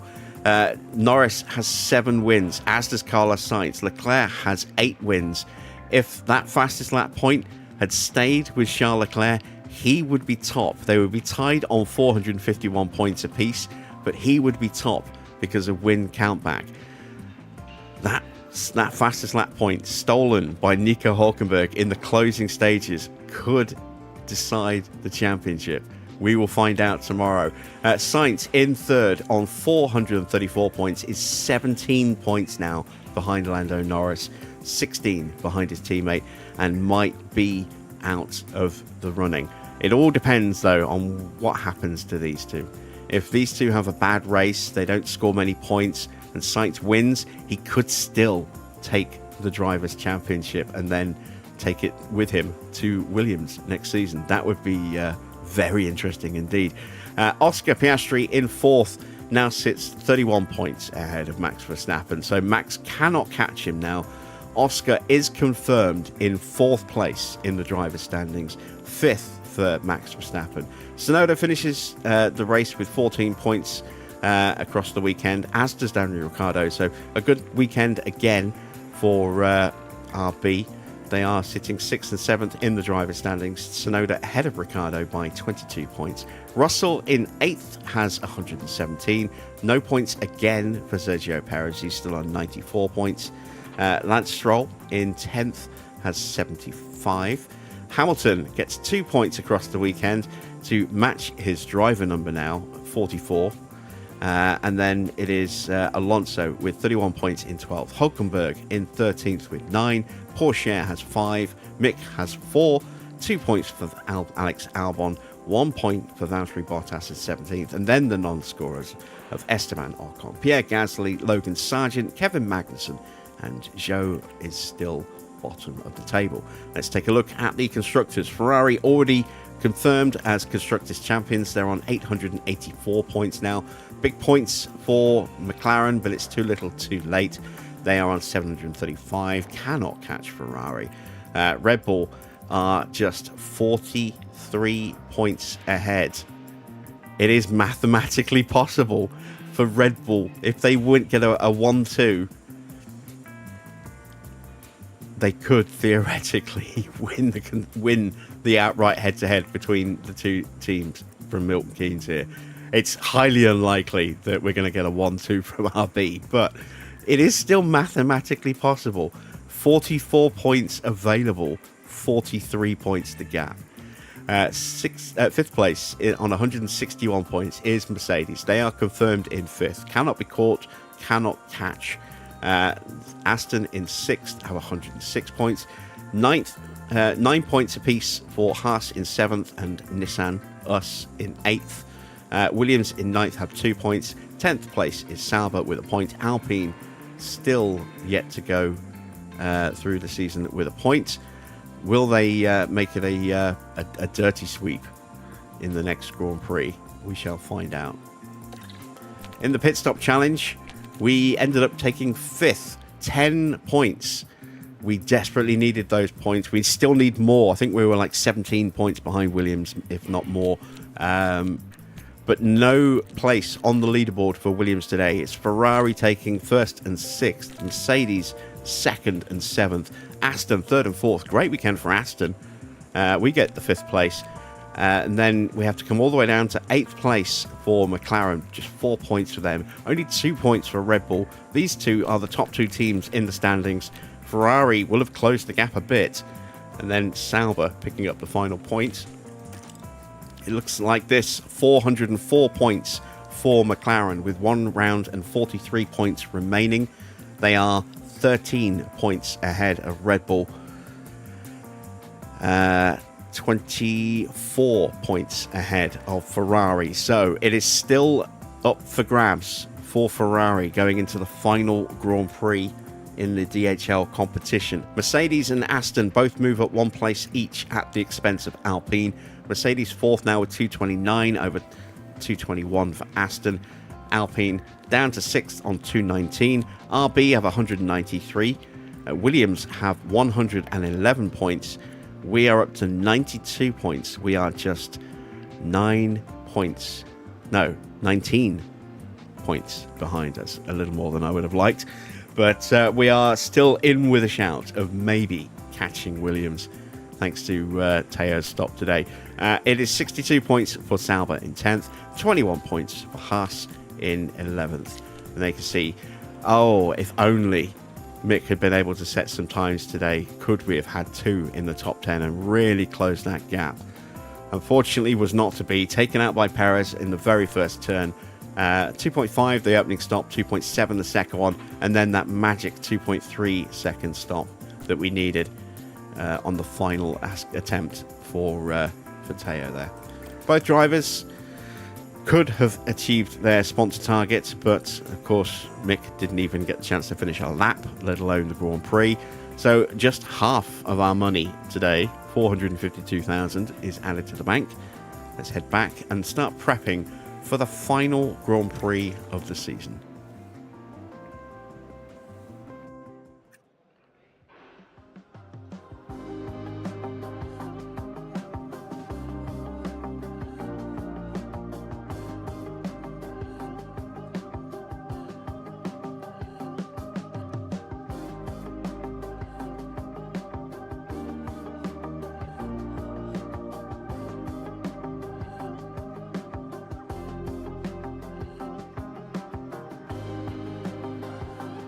So 4 days to go until the Abu Dhabi Grand Prix. We're going to dive straight into the inbox. Car development is now locked, so we can't design or manufacture any new parts. We were going to anyway. I think this email is actually a little bit early. I mean, I could still build parts here if I wanted to. We can't check whether we could design a part because we don't have a slot available, but I think that won't actually kick in until after Abu Dhabi. So I think that's a slightly preemptive email there.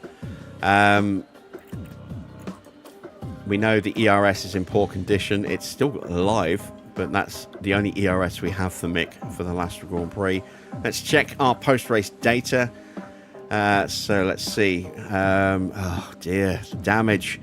Chassis, front wing, side pod, underfloor and suspension all gone on Mick's car, and then a rear wing has gone on Teo's. So we lost an entire car's worth of parts this weekend, unfortunately. Looking at the powertrain, didn't take any serious damage to the powertrain, which is good, because that's all we have for Mick for the final Grand Prix.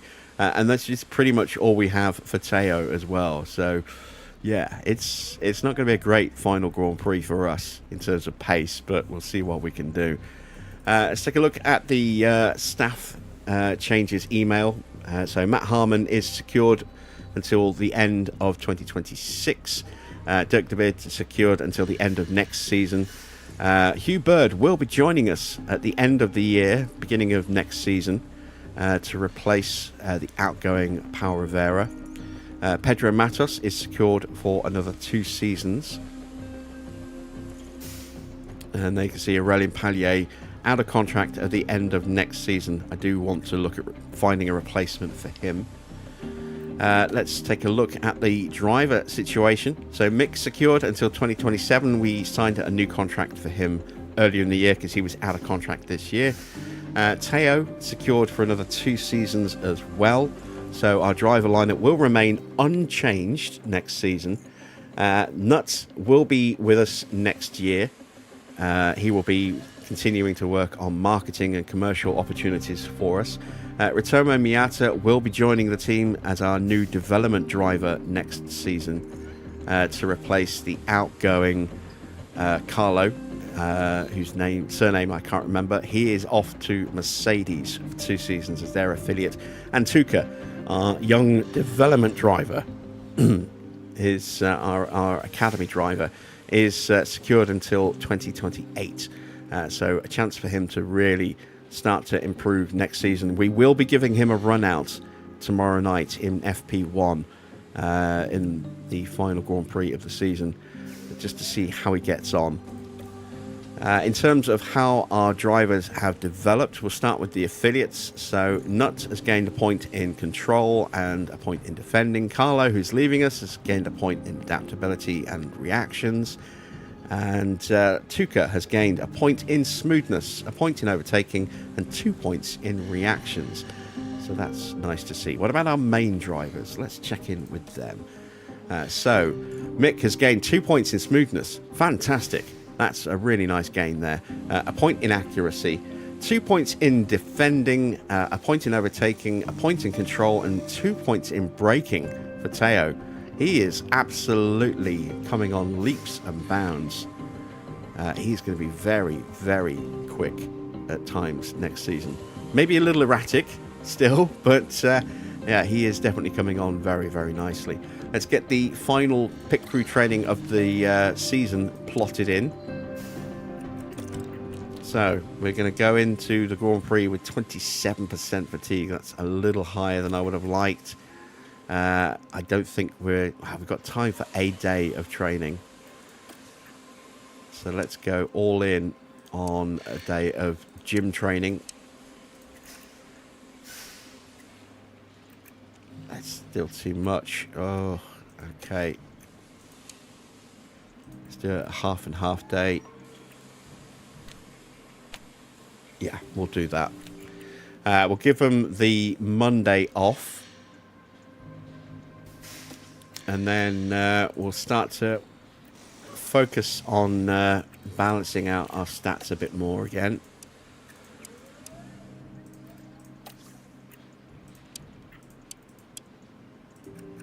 And then we'll probably finish the month off with some pretty heavy-duty speed training.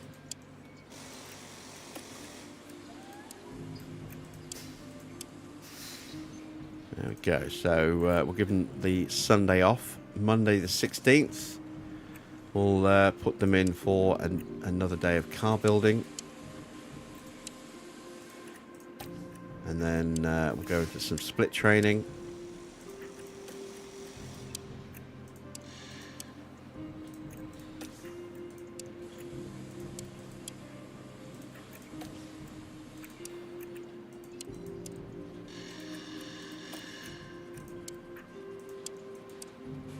Go. Monday the 23rd, we'll give them another day of car building, and then Christmas Eve we'll get them on a full day of gym training. We'll give him Christmas Day off, because, as always, not a complete monster. But then we'll make them burn off all that turkey that they ate as quickly as possible. We'll get them hitting the gym, you know, hardcore.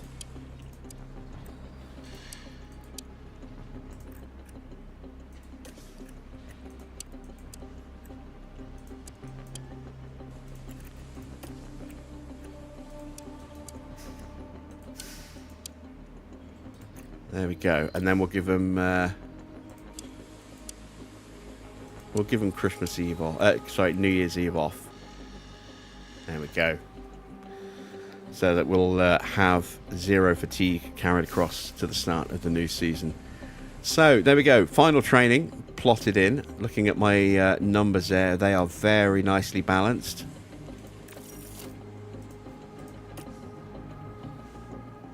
There we go.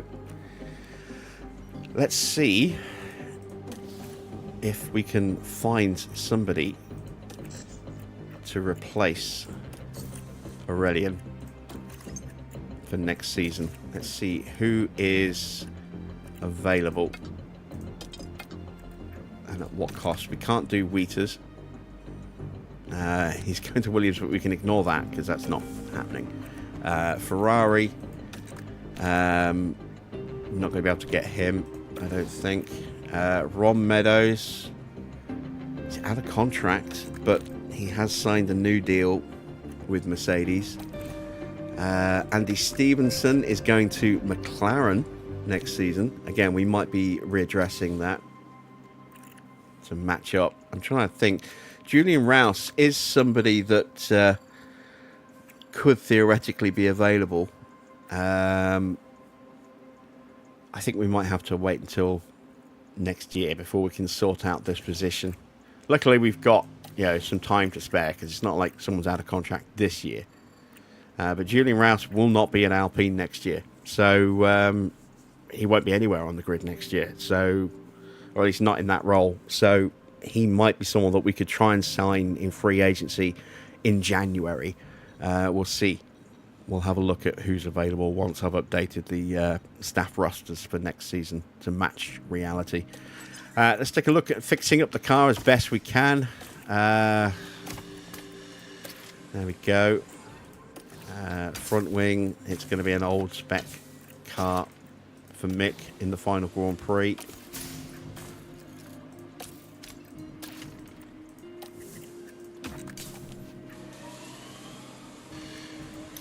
Oh, I don't have any replacements.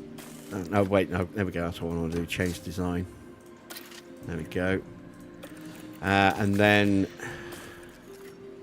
Oh, man, I've got to go all the way back. And have I got a spare? I've got a spare. Ooh, okay. Yeah, I don't have a spare there. And that's fixed at Teo's car. Yeah, there we go. So, big difference in performance between our two cars in the final Grand Prix. There you can see the difference between the two is pretty significant. We'll actually see what it looks like under analysis here. We are now, as I say, limping through to the end of the season with what we have left.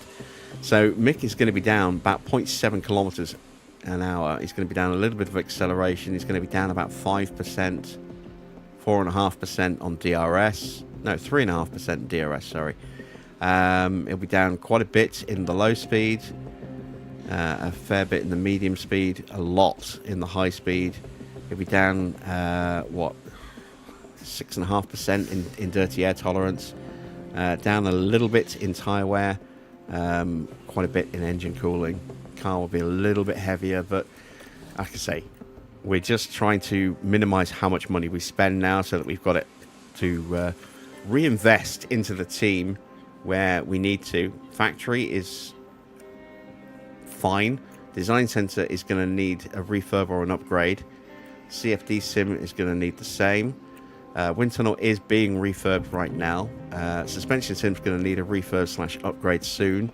as is the car part test centre. So a lot of a lot of facilities are going to need money spent on them very, very soon. Team Hub is okay. It'd be nice to get an upgrade on it, but it's now quite low in the list of priorities. Same for the race sim. I would love to get an upgrade on that, but we might have to settle purely for a refurb, just because we might not have the funds to push that up another level. Scouting department never wears out, so we'll just leave that as is. Boardroom needs to be tidied up, but we'll ignore that till next season. Board will be happy regardless, based on how this season's gone for us so far. Hospitality is about to break. We are going to need to refurb that ASAP, ready for the start of the next season. Helipad is okay for now. Weather Centre we're fixing in mid-February. Memorabilia room is fine. Tour Centre is fine. Let's check in with the board, see what they thought. They were delighted with Lusail. We've got them back to happy. Haven't quite got them up to delighted yet. Maybe if we can achieve a really good result in Abu Dhabi and get another delighted to replace that satisfied on that list from Spa. Who knows? Maybe we can get them back up to delighted. But regardless, the board has high confidence in this, so that's unlikely to change with just one race to go. We could have the worst result possible and still, I think we would come out with high confidence. So we are pretty much looking at an extra 1.5 mil from that. Not sure how much money we're going to get from the DHL competition at the end of the season for 9th place. We won't get a lot. I don't even think we'll make $1 million from 9th place. I'm not sure, but there is the chance for an extra couple of $100,000 maybe if we can get 8th place away from Williams. We'll try and see what we can get. And then we've got some more money from the sponsors due at some point, I think. We'll get one more Grand Prix to try and get money from our sponsors for results, so that's worth another 900k potentially. And then each of these Mondays is worth another 90k from our tour centre. And then it's just getting through to the end of the season and seeing how things look financially going into next season as to what we can do. So don't really want to spend this money, but we might have to on, as I say, on refurbs and stuff on facilities in this month period here. So let's advance time, get ourselves ready for tomorrow's stream. Tomorrow will be slightly longer than normal because we have got all the post-season stuff to work our way through and prep ready for next season. So that is it for tonight. I hope you've enjoyed tonight's race. I certainly have, even though it wasn't an amazing race for us. It was kind of we had its moments. Porsche started quite high, finished quite high. Mick never got a chance to get going. And we saw some good racing between Ferrari and McLaren in the in that Grand Prix, and the drivers' standings. Look at this, just 1 point between Norris and Leclerc going into the final Grand Prix. Sainz isn't out of it either. He's only 17 points behind. It is still possible. It's going to need a fair few things to happen in his favour. He's going to need non-points finishes or very, very, very low points finishes for both Leclerc and Norris. But he could still do it. 7 wins for Lando, 7 wins for Carlos, 8 wins for Leclerc this season. It's been such a tight season, and it will draw to a close tomorrow. Do not miss it. We will be back at the usual time of 8 p.m. tomorrow. Hopefully I will see you there for that. New episode of American Adventures goes live on American Truck Sim tomorrow, and I am learning to drive stick, so that should be a fun episode. Do check that out, and until tomorrow, I am Jim Bob. Thanks for watching. I'll be back with more F1 Manager and the conclusion of our first season very soon.